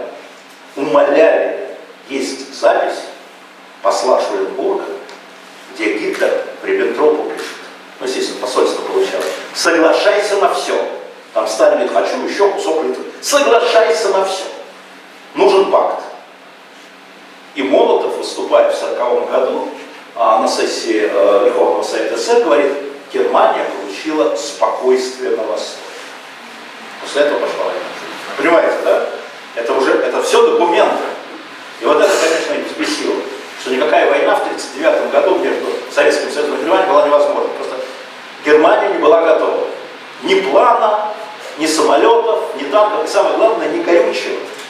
Она получила горючее Германии, да, для танков и самолетов, только втянув в свою орбиту Румынию в 1940 году. Ну, знаменитые эти нефтяные скважины Плояшки. До этого ничего не было, никуда. Почему они рвались в Африке, почему Роммель рвался на Каир, на Ближний Восток? Что им в этих песках? Нефть? Горючее? Почему Сталинград? Никакого Сталинграда в этом смысле. Зачем нужен был Сталинград? Ну, туда, на Баку, отрезать им туда, на юг, конечно. Потому что это война моторов. Это война моторов. Нужно было прорезать Сталинград, перекрыть Волгу и уйти на юг. Не на Москву, не в степи куда-то туда, на Челябинск, а на юг, там, где нефть заканчивалась. И никакая синтетическая нефть еще не готова была заменить в таких объемах.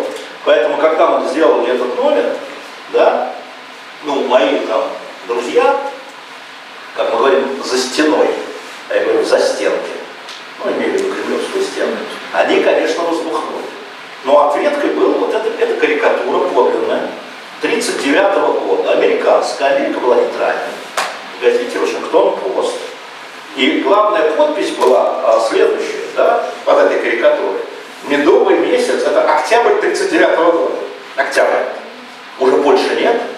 Уже подписан новый договор, о котором стыдливо не говорят, между Германией и Советским Союзом 28 сентября 1939 года. Через месяц после пакта подписан новый договор, который назывался «О дружбе и границе». Это новый договор, он есть в советских газетах, у меня есть все газеты за 1939 год, у меня полная подшивка, он был опубликован о дружбе и границе. И в декабре началась финская война, в соответствии с протоколами. Сталин посылает Риббентропу телеграмму: благодарю вас за поздравление, дню рождения, как раз исполнилось 60 лет. Дружба наших народов, скрепленная кровью, это Сталин пишет. Чьей кровью, да? Если просто пакт.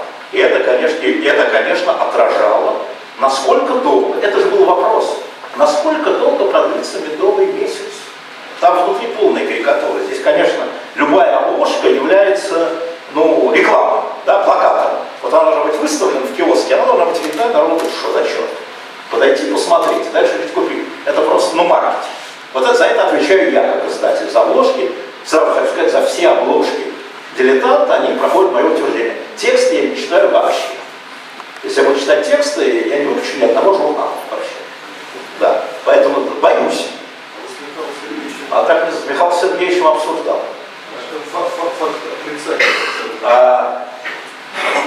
Разговор такой. Михаил Сергеевич, как же так? Ля-ля-тру-ля-ля. Леш, не слышу. Говорю, Михаил Сергеевич, секретный протокол. Не помню. Вот так. Зато Михаил Сергеевич у нас, если вы увидите в «Магните», это реклама, я не знал, а если вы увидите номер, посвященный Чернобылю, это вот, значит, до Полтавы, предыдущий номер, Чернобыль, там я поговорил с Михаилом Сергеевичем про Чернобыль. Это очень полезная история, когда вот ты разговариваешь с участниками, я говорю, Михаил Сергеевич, ну как вы узнали, ну правда, что, ну как? Он говорит, ну он там матом, женщины и дети, я не буду говорить, он клевошек трам-тампан, рассказывает, говорит. Утром идет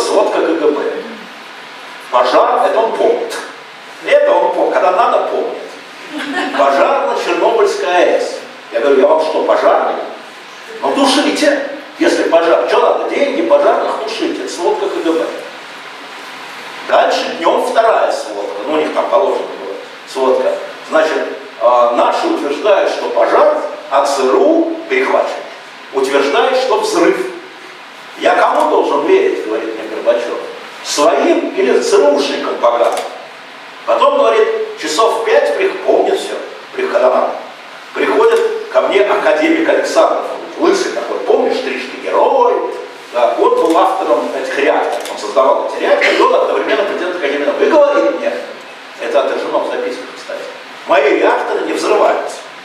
Я кому должен верить? Своему академику, своим генералам или ЦРУшникам поганым. Поэтому пожар. И только, говорит, вечером, в третьей сводке, ночной, вечером, приходит вот перехват шведского радио о том, что радиоактивное облако движется туда. Кстати, привет Карлу-12. Да? Как у нас говорит, ну шведы-то врать не будут, они же не в НАТО. И я, значит, дал команду собирать комиссию, там долгих получил, вот, я надеюсь, долгих переговорить с Владимиром Ивановичем. Вот так генеральный секретарь ЦК КПСС, да, там, главнокомандующий, да, получал информацию, и ты в это веришь. Потому что, ну как, вот сводка, вот еще сводка. Да? Но там еще в этом номере, если найдете Чернобыль, запомните, в этом номере украинские наши коллеги, они рассекретили, вот у нас архивы засекречены, а то, что было в Киеве, они рассекретили. СБУ, Служба безопасности Украины, дало добро и рассекретило донесение рядовых агентов на Чернобыльской АЭС, которых было много, КГБ, да? Они рассекретили донесения. И мы их опубликовали с их разрешением в этом же номере. И там видно, что там какой-то лейтенант, там, начальник отдела, или замначальника отдела, или просто лейтенантик, да, он пишет, что вот такие-то ученые говорят, что это пожар, а вот эти говорят, что взрыв. Дальше проводится активное мероприятие. Точно, просто активное мероприятие. Но в любом случае, там на месте знали, что была возможность взрыва. И знали это лейтенанты, которые сидели в Чернобыле. Лейтенанты. И дальше по КГБ это идет. Полковник, вот это идет начальник КГБ в Москве. Присылали это в Москву, следов нет. Но то, что внутри это работало, мы это тоже опубликовали. И у нас по Чернобылю гораздо больше проблем, чем по этому. Потому что здесь вот придраться к содержанию невозможно. Да, придраться к сватовке, наверное, пусть попробуют. Мы с удовольствием пойдем в суд или заплатим штраф. Не имеет значения. Это не бизнес-проект. Этот журнал не бизнес-проект. Но все начал МИД, который опубликовал подлинники протоколов. Это не я, это Лавров. Я всем говорю, это Лавров. Да не помню, если бы не было этого, мы бы и в голову не пришло. Знаете, как журнал планируется? Мы сегодня вот с Леонидом обедали, начали там говорить про журнал, это все. Он говорит, ты понимаешь, что это вот такое сказал, не помню, что сказал. Ты понимаешь, что Хрущев это лучший правитель Советского Союза в 20 веке? Я говорю, о, надо делать номер. Как все закричали? Ты обложка, Хрущев лучший правитель Советского Союза. Вот так. Все, решили делать номер. Вот так совершенно случайно за обедом, за разговором возникла тема. Ну, так планируется. Ну, а бояться, знаете, ну, что случится, то случится. Ну, слушайте, я на 7-м десятке. Мне чего уже? В крайнем случае денег лишь. Дальше. Сейчас там. Вопрос не видел где-то здесь руководство. Я про Полтаву хотел еще спросить о роли в становлении артиллерии Якова Брюса. Да, вот он был, вы абсолютно правы. Но все-таки в условиях абсолютной монархии они все выполняли это, видно, поручение. Брюс велик, когда он получил право. Мог не получить. Но Брюс, безусловно, Брюс же первый он математик, только потом он инженер. Я думаю, что вот вычерчивал на поле эти редуты. Это же была чисто математический расчет. Зная, как обычно работает шведская армия, как они ходят, сколько в ряду, да, вот я думаю, документов нет, что он сидел и строил, да, чертил редуты, даже не столь артиллерии, сколь редуты, куда он ставил свои пушки. Он понимал, как будет разлетаться картечь. Это была победа математики. И, соответственно, если говорить, что Петр был первый, у нас всегда там Меньшиков, да, не-не-не, вы правы, Брюс. Правы, Брюс. распределились, как математика. Положили всех просто. Кровавая миссия.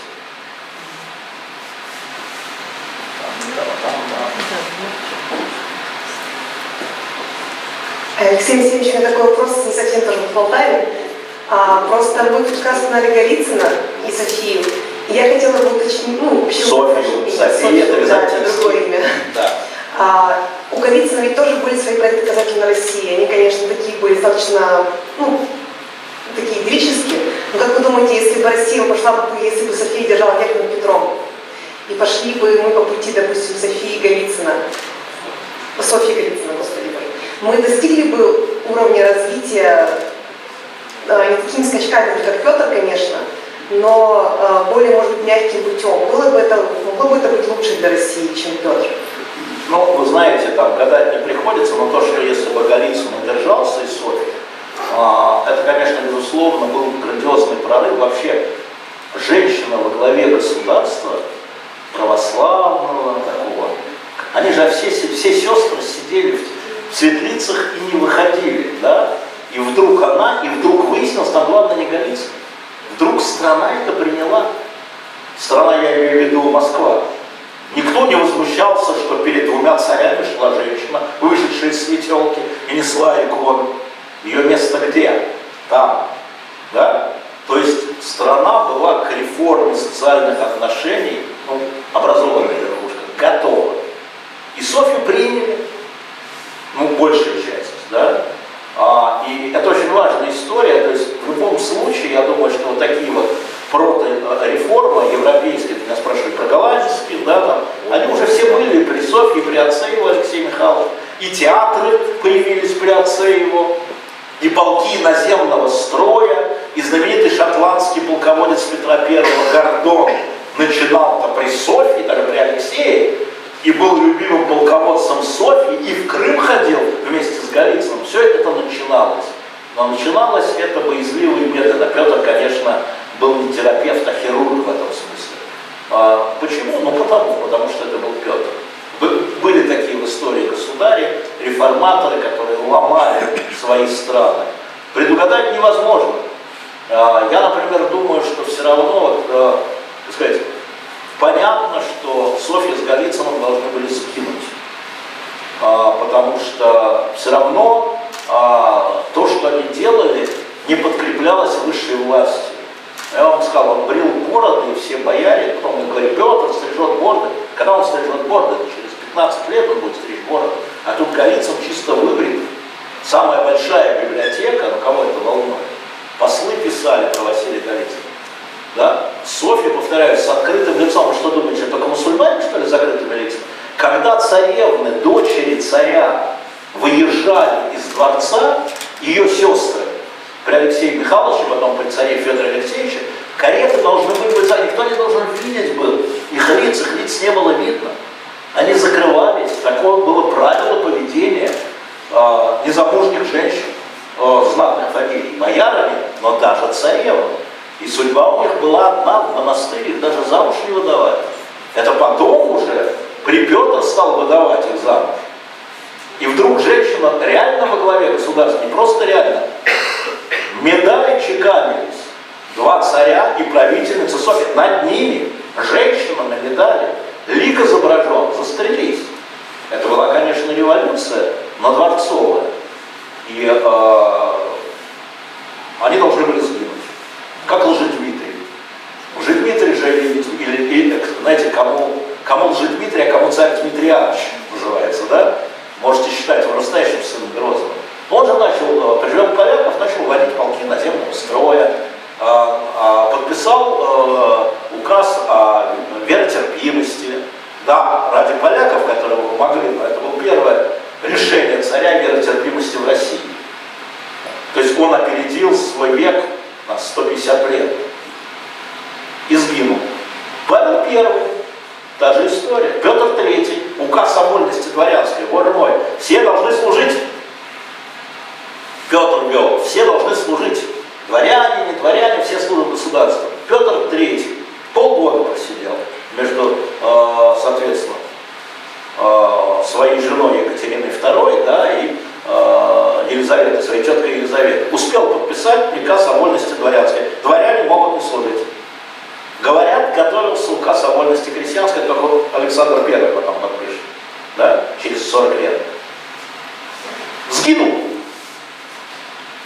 То есть, вот, либо ты ломаешь вот, через колено, как Петр, и в результате, смотрите, Петр ушел, и начался смутный век.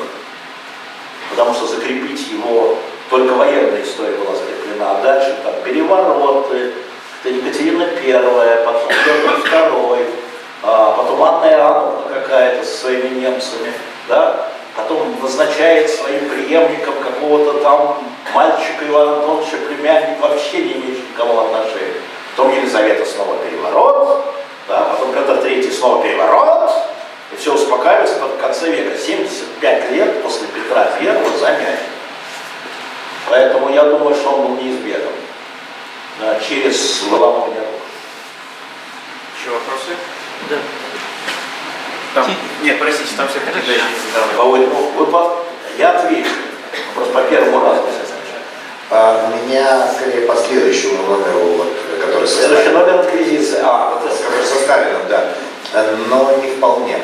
У меня вот какая проблема с некоторыми приятели и вполне благополучные ребята как-то странно стали последние пару лет, буквально лет 5, обелять и сталинское время. И голодоморы, не голодоморы, и репрессии всего были 1 год, по их мнению. Когда мы припираемся в интернете, выяснилось, что когда ты забиваешь в поиске в Гугле или в Яндексе, всплывают какие-то нерелевантные ссылки, ну кроме Википедии. И вот единое полотно, так что быстро, мы же не историки, мы же не готовимся к этим дискуссиям, чтобы где-то быстро достать информацию, чтобы релевантную с документами, очень трудно. Не хотели бы вы создать вот такое полотно вот по темным страницам истории, чтобы это никогда не повторилось? Ведь это нарастает.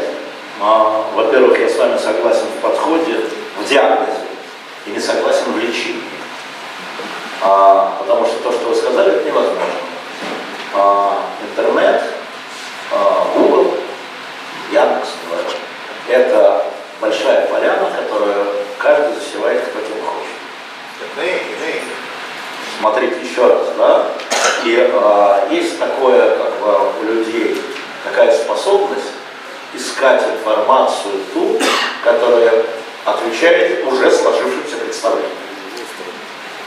И если люди там, обеляют, как вы говорите, там, кого-то, там, Александра Македонского, неважно кого, или там, псов рыцарей, они будут искать в Гугле это человеческое подтверждение своим сложившимся представлениям. Подтверждение. Да. И найдут. И найдут. Потому что информация в этой зоне не верифицирована. Да? И каждый, и вы можете написать, и я могу написать. Мы делаем то, что мы можем. Да? Мои дискуссии в основном с подписчиками и покупателями этого журнала, это люди весьма известные, принимающие решения, для образованных, конечно, людей, в первую очередь, у которых уже что-то сложилось. Моя задача добавить. Я вам говорю, не про секретные протоколы все знают. Да, уже съезд народных депутатов, Путин в 2010 году, в 2009 году в статье в газете «Выборщик» признал факт аморальным, сказал про это. А все равно, и вот пока МИД не опубликовал сканы, да, этого документа, до сих пор там, известные пропагандисты, не историки, говорят, этого нет, это все фальшивка. Это все фальшивка, это фальшивка. И вы, это вопрос веры. Фальшивка, не фальшивка, это вопрос веры. Вот все уже.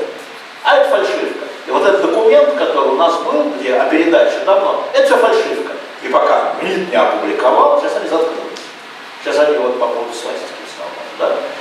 То есть, на самом деле, если эти люди вам дороги, вот те люди, которые мне дороги, я с ними веду дискуссию с документами в руках. Не взять документы. Они там тоже есть. Они там тоже есть. Понимаете, ведь мы же тоже, ну чего мы получили? Мы получили на весь журнал 2 документа. Один известный, другой неизвестный. Все. И на этом фоне мы берем немецкие документы, мы взяли их, извините, в интернете. Они все рассекречены. Вот этот рост самолетов, пароходов, да, нефти, там, брони, да, это все есть. Просто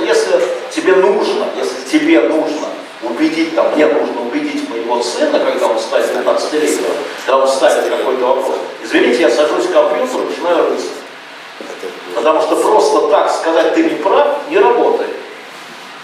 И он мне просто так сказать не может. Я говорю, вот посмотрим, да? Не по этому вопросу, поэтому это его не интересует. По другому вопросу. Не работает. И поэтому нужно, если эти люди тебе дороги, слушайте, а если они вам не дороги, не тратьте на них жизнь. Вот не тратьте на них жизнь. Они имеют такую же возможность, как вы, найти все богатство вещей, которые есть. Вопрос веры – это вообще вопрос, не требующий доказать. А человек верит, вот не требуется доказать. Я верю, что Земля плоская. Ну все. Не надо ничего доказывать, она плоская. Она стоит, лежит на 3 китах. Нет, не на слонах, на китах. А на слонах верят другие. Понимаете, да? Это невозможно. Поэтому наша аудитория, «Эхо Москвы» и там это аудитория сомневающаяся. Мы вот разговариваем с теми, у которых весы балансируют. Вот и эти люди, наши слушатели, наши читатели, нам дороги. Мы с ними ведем дискуссию. Мы приезжаем в город, где никогда не был, я 64 года не был. Да? И веду с вами дискуссии, готов дискутировать, потому что у меня документ, я готов к этому. Я же не профессиональный историк. То есть я профессиональный учитель истории. Я знаю, как работать с материалом. Да? Но пока у меня нет собственной уверенности, да, я журнал не выпущу. Я его не выпущу, потому что это мое имя стоит как издатель. Но я готов тогда дискутировать, я готов тогда разговаривать, я готов тогда показывать. Я открываю эти цифры, извините меня, и люди, которые этим занимались профессионально, где-то это взял. Я говорю, где это взял? Это в генеральном штабе, это германской армии, все лежит давно опубликовано. В 1962 году вот эти все цифры, в 1962 году сколько было чего, а поскольку немцы еще орнут, да, и там каждый самолет, это расход брони, каждый сбитый самолет, да, это там, да? Можно посчитать, и они считали, даже как они считали, военнопленных, рацион военнопленных. Откуда мы знаем, что суммарное количество военнопленных было 5 миллионов 300, ну, суммарно, за всю войну советской армии. Да 5 миллионов 300 бойков выдавалось, немецких. Потому что это, там сидел Капернаум, который отчитывался. И это все открыто было. Всегда. И если это вам важно, вы это найдете. А если им это не важно, они, даже когда найдут, они скажут, фальшивка. Бессмысленно. Нет хорошего решения. И хорошо, что нет единомыслия. Вы знаете, до сих пор во Франции в школьных учебниках идет спор, как писать о де Голле. Он фашист или наоборот. Как писать о Наполеоне, он слава Франции или позор Франции? В школьных учебниках. И разные школы историков об этом спорят. Ну пусть спорят. Ну, Наполеон герой или... У нас вот рубрика возникла, она называется «Кумир или супостат». Вот в следующем номере, по-моему, в рубрике будет Александр Македонский. С одной стороны, понятно, что герой, а с другой стороны, такой кровавый палач.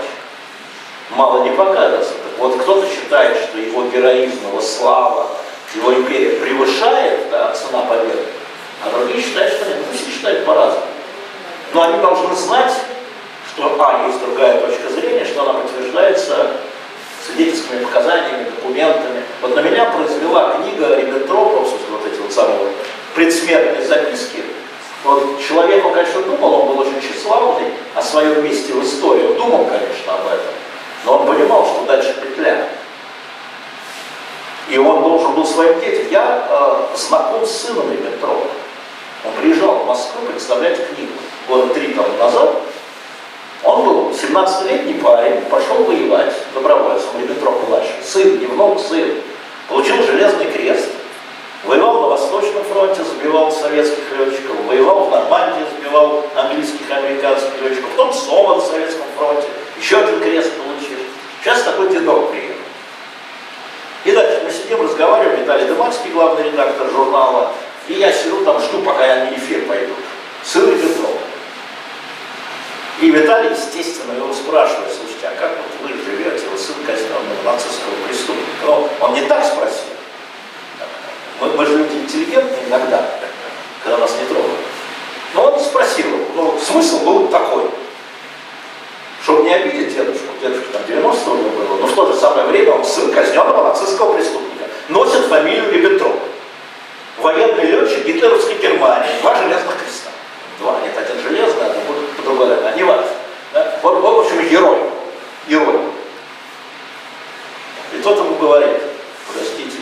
мой отец всегда был за союз Совет с Россией. Всегда был за то, чтобы мы жили душа в доме, что такое. Виталий так растерялся, говорит, подождите, как это? Говорит, пакт Молотова-Риббентропа, знаете, это мой папа сделал. И на это я говорю, Виталий, только в эфире не спрашивай, пожалуйста. Ну, вот сам сказал. Понимаете, да, вот взгляд на историю. А вот взгляд сына Риббентропа, что вот это правильно было. Да? Это его взгляд. И он такой есть, это было в эфире, это есть в его записках, в его книге на русском языке, которая вышла, как он воевал. Да, вот этот младший Риббентроп живой еще.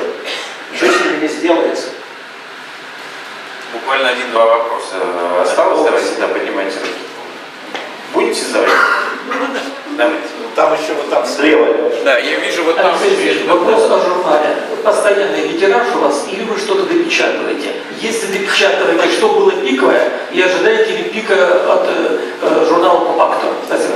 Вот сегодня вынужден был подписать, допечатать этот номер, потому что еще 6 тысяч, значит, обычно 47. Мы же по заказам работаем, да, заказали, мы даем еще 6 тысяч, потому что он продан. Он продан. Мы видим там, где от него не отказались, он продан. Да?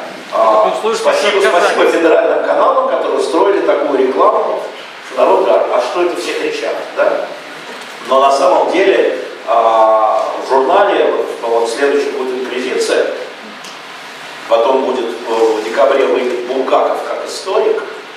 Там будет очень интересно, потому что Булгаков, кто не знает, был же объявлен конкурс на написание истории СССР для школы, для десятилетних. И Булгаков решил принять участие. Денег не было. И он оставил наброски, не знаете, учебник, план. И мы вот основываясь на этом, плюс, конечно, Бег, плюс, конечно, Мастер и Маргарита, плюс, конечно, Белая гвардия, да, ну, понятно все, Булгаков как история такой. 21 ноября в Киеве музей Булгакова, я недавно был в Киеве, я туда зашел, я всегда туда захожу, на Андреевскую спуск, у меня, правда, 5 лет не было. Там, в Киеве, хотел сказать, на Украине, там смотрели, в Украине, но в Киеве. Вот, и там директор музея меня узнал, что мы совсем не изменились, да, 5 лет прошло.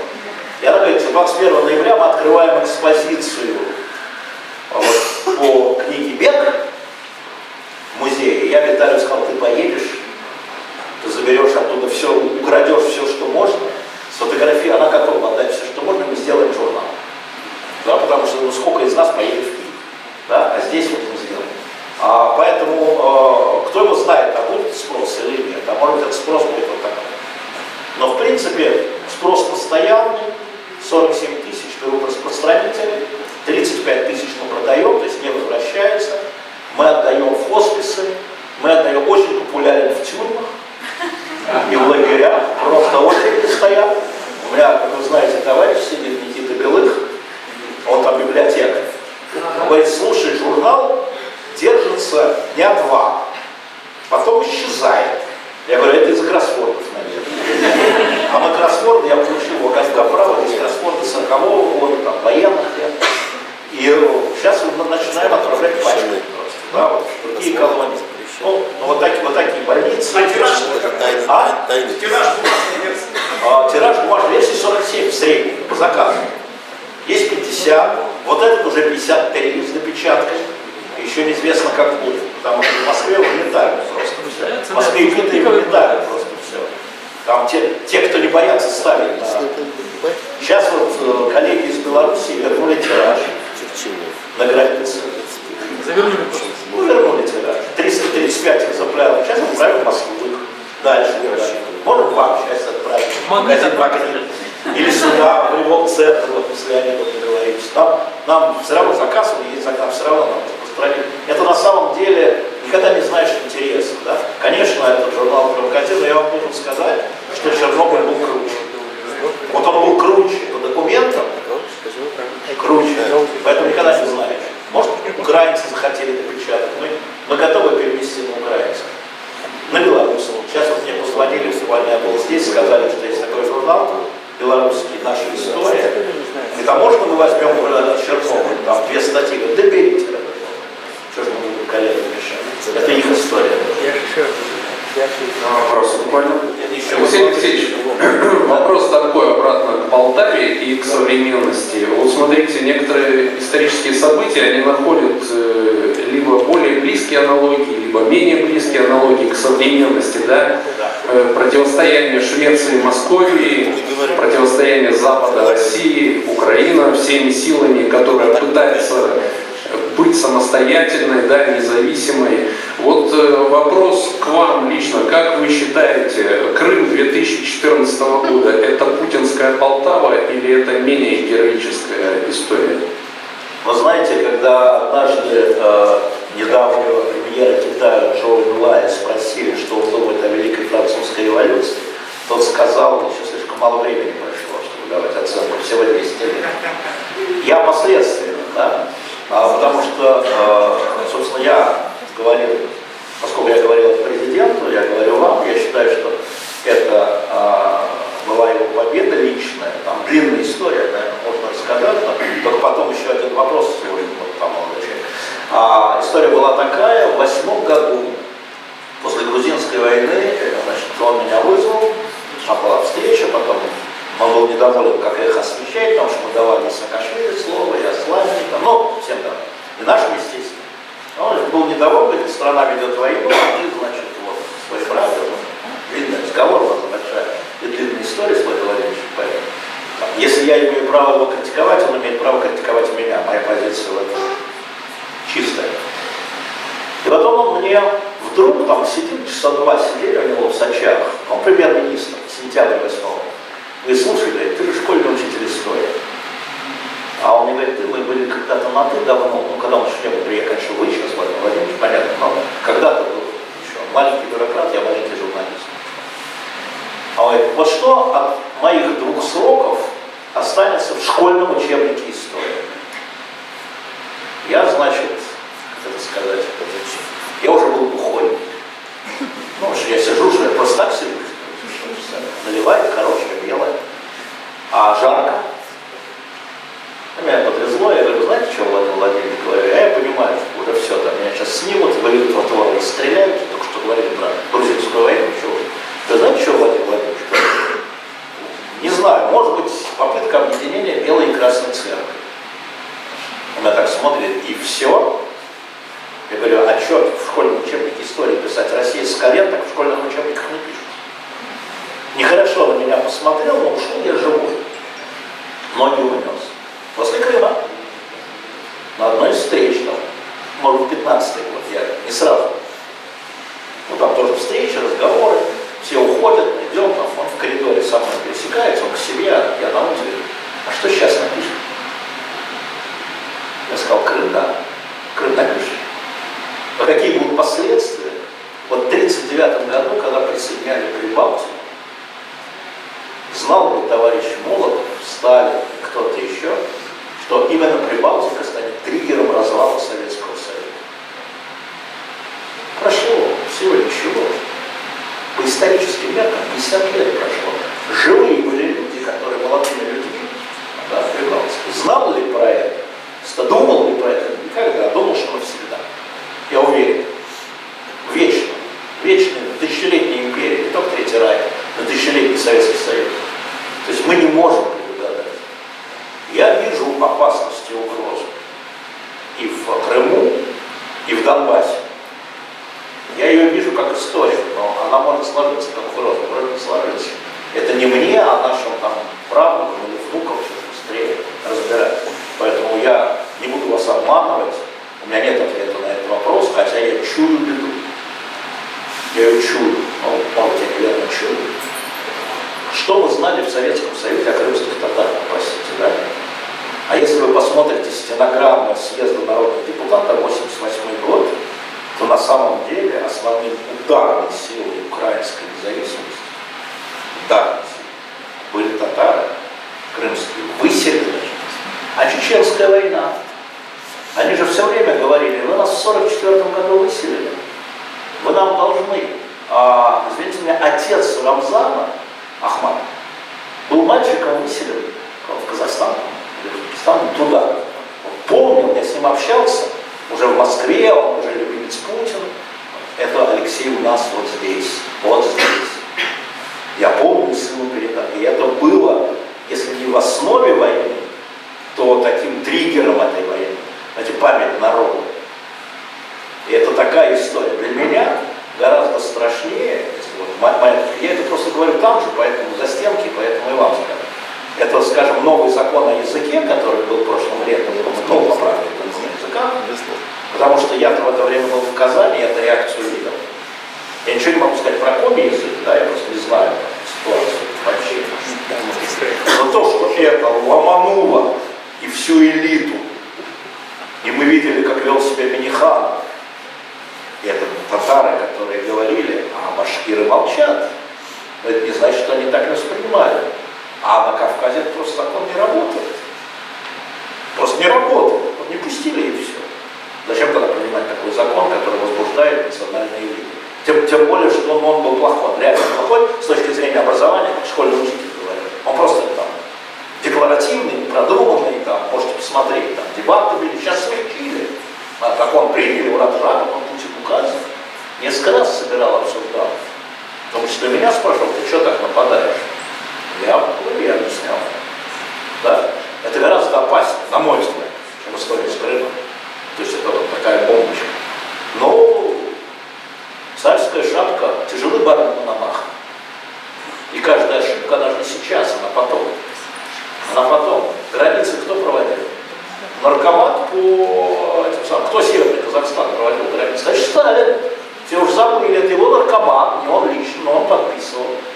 Да? И мы, когда были мальчишками, мы не понимали всю эту полемику. Помните, Ленин, Орджоникидзе, Дзержинский, Сталин, автономии какие-то, хрен поймешь. А потом оно как при распаде ломануло, и мы имеем Карабах, Осетию. Они имеют Приднестровье, Донбасс, Северный Казахстан. Знаете, Лукашенко, что позавчера сказал в Казахстане, никогда про это не думал. Он дает интервью казахскому телевидению и говорит, молодец Назарбаев, что перенес столицу на север. Теперь никто не покусится на эти земли, они казахские. А мы помним Александр Александрович Солженицын, да, Северный Казахстан, это Россия. А я никогда про это вообще не думал, что перенос столицы связан вот с утверждением этого. А переход к латинице. Да? То есть заложено было тогда, а выстрелило сейчас. Не сейчас, завтра. То есть предчувствие у вас нехорошее? Предчувствие у меня нехорошее, потому что страна либо унитарная, либо федерация, а у нас там наполовину, куда правила должны быть объявлены. У нас правила должны быть объявлены. Когда в Калифорнии первый язык испанский, да, ну, они находят способ, говорят, да, первый язык испанский, ну, пусть будет английский тоже. И все. И сейчас там выходец из Мексики, там он мэр столицы и говорит только на испанском, принципиально. Нет трагедии. То есть там надо находить, потому что самые простые решения не самые правильные всегда, на мой взгляд. Ну вот, кто знает, как оно повернется. Я не гадалка, но я понимаю, что мины заложены. Когда ты их видишь в национальных отношениях, в межгосударственных отношениях, когда ты... Если вы думаете, что наши правители дебилы, нет. Вы думаете, они этого не понимают? Понимают. Но выбор между этой миной и сегодняшней ситуацией в пользу сегодняшней ситуации. Вот и все. И мы на эту тему дискутируем. С президентом почти нет. С ним не особо не дискутируем. Но сейчас. Но с другими дискутируем. Как же так? Вот буквально неделю назад был я обедал с Лавровым. Просился на Павел. И мы с ним сильно подискутировали на эту тему. Я вдруг понимаю, что он это понимает. Но политика другая, проводит другую политику, но он понимает, те угрозы не надо объяснять. Понимает. На примере Косово. Понимает все.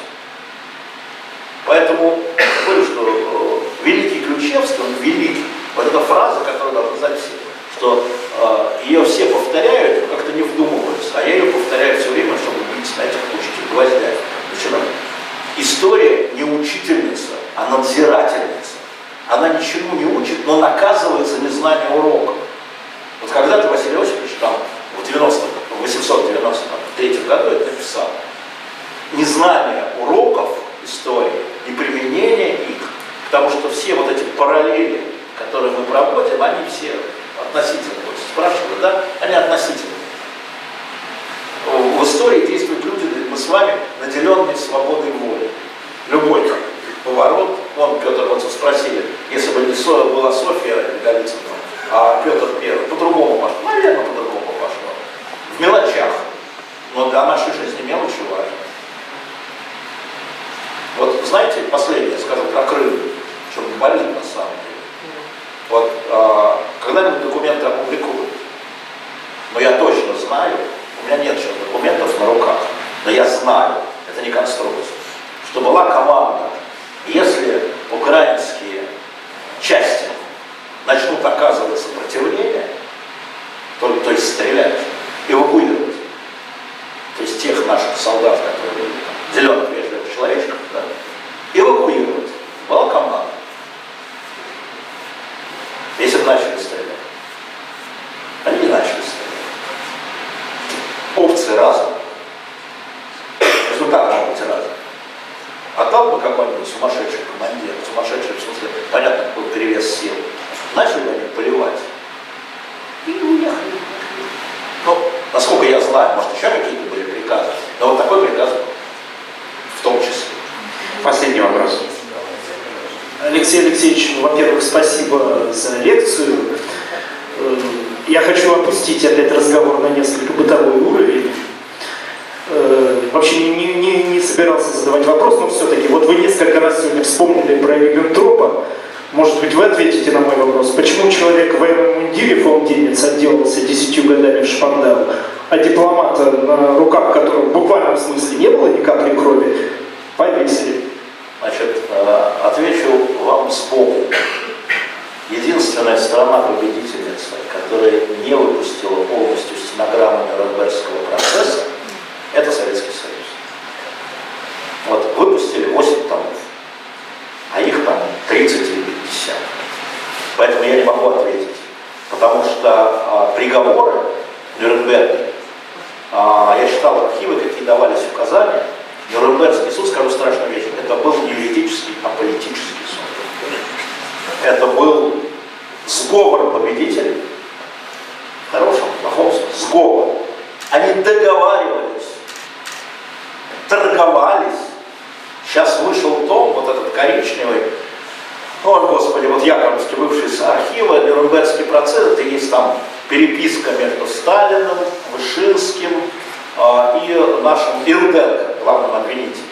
Причем не Сталин его писал, а Вышинский, а Сталин называл слово «инстанция». Да, в большой букве. Инстанция требует. И все понимают, что это Сталин. Да? И там давались прямые указания, где подчеркивать наказание, где его снимать. Это была торговля. Где-то не договорились. И судьи голосовали 3-1. Где-то договорились. Например, договорились не включать в обвинительный акт Катынь.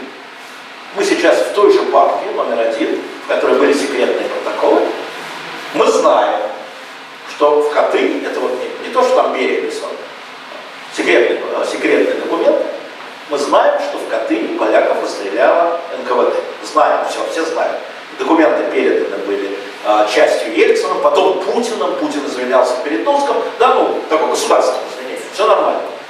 Но тогда, в 1945 году, в инструкциях настаивали, чтобы обвинение по Катыни не предъявлялось даже немцам. Потому что немцы, немецкие защитники отдельных обвиняемых, говорили о том, что мы в этот Катынь вообще разнесем, это вы расстреляли. Катынь исчез. Да? Договорились не поднимать. Секретные протоколы. Защитник Риббентропа пытался поднять вопрос. Секретные, подождите, были секретные протоколы. Вот опять там Литва, там Польша. Какая Польша? Польшу мы делились, да, на основании. Американский судья его обрывает. Защитник Риббентропа, адвокат. Говорит, тема не поднимаю, прошу не учитывать. Договорились. Поэтому юридический Нюрнбергский процесс, это очень интересная история, меня толкнули на мысль, что может быть еще один скандальный номер. Правда, юридически этот процесс был полуюридический, поэтому почему этот генерал получил то, а это то, почему там генералы, да, были казнены, например, по Кейтелю, да, главнокомандующий, да, я имею в виду начальник Генштаба,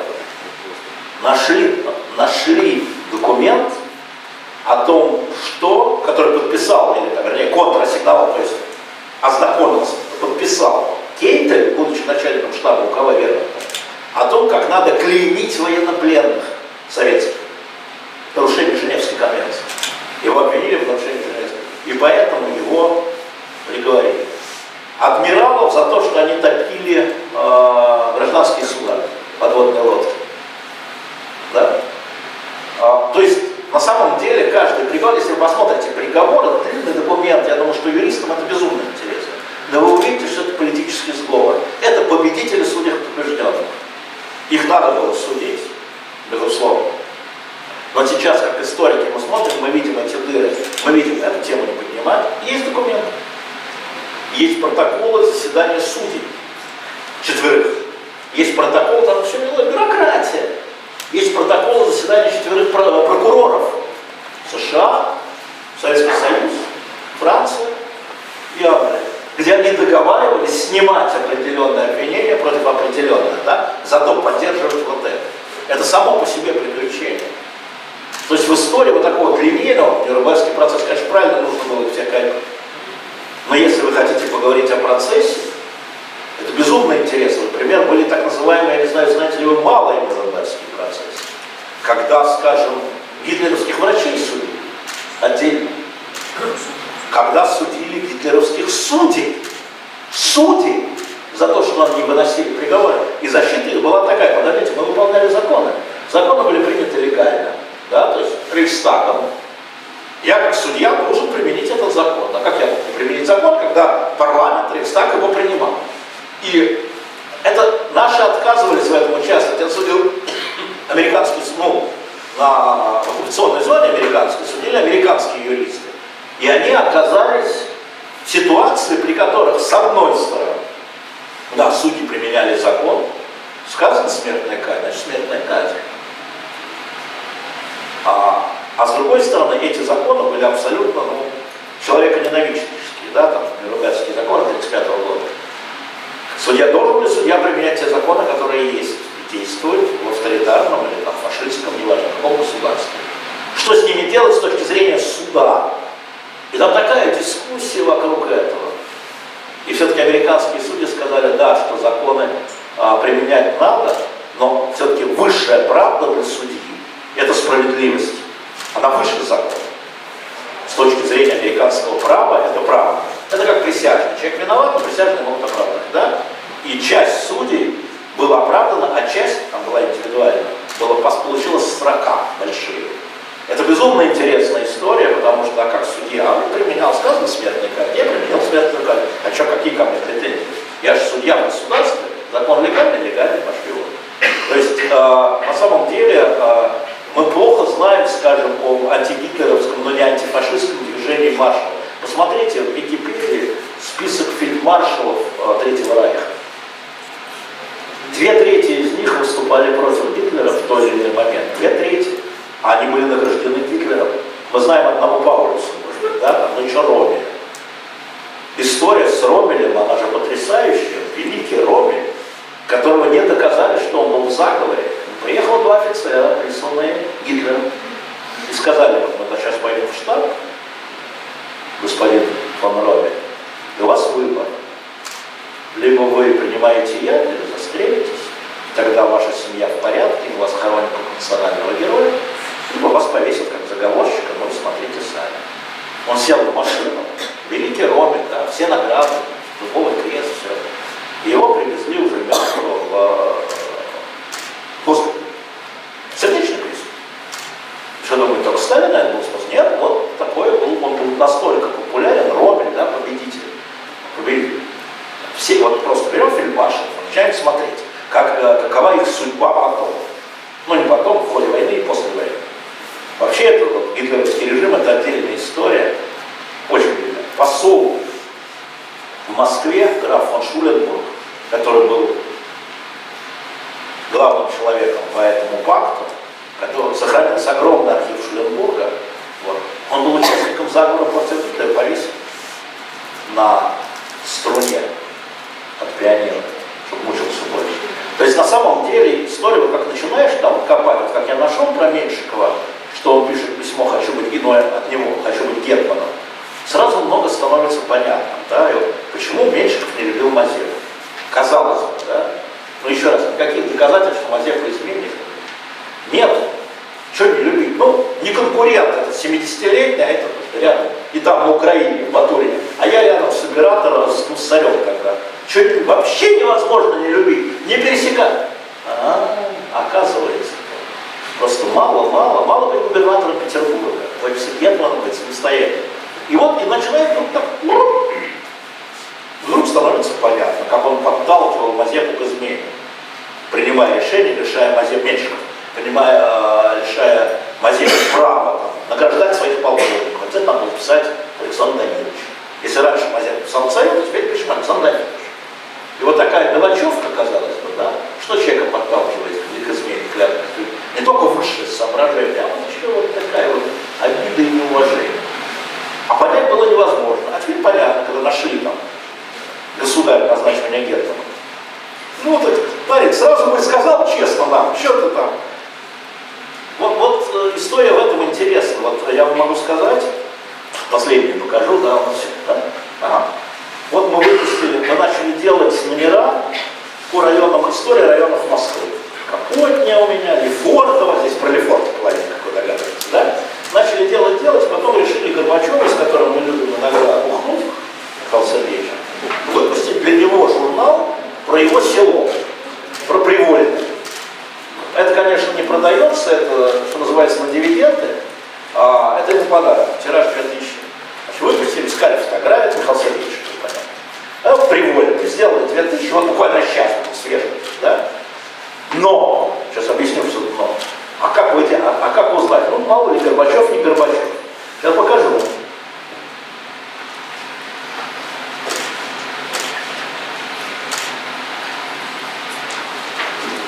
Задолго до Горбачева, оказывается, это село Привольное, оно стояло на границе с Ставропольским краем, он же Ставропольский. И там постоянно шла резня, оказывается. Черкесы спускались с гор, значит, местное население как-то отбивалось, да?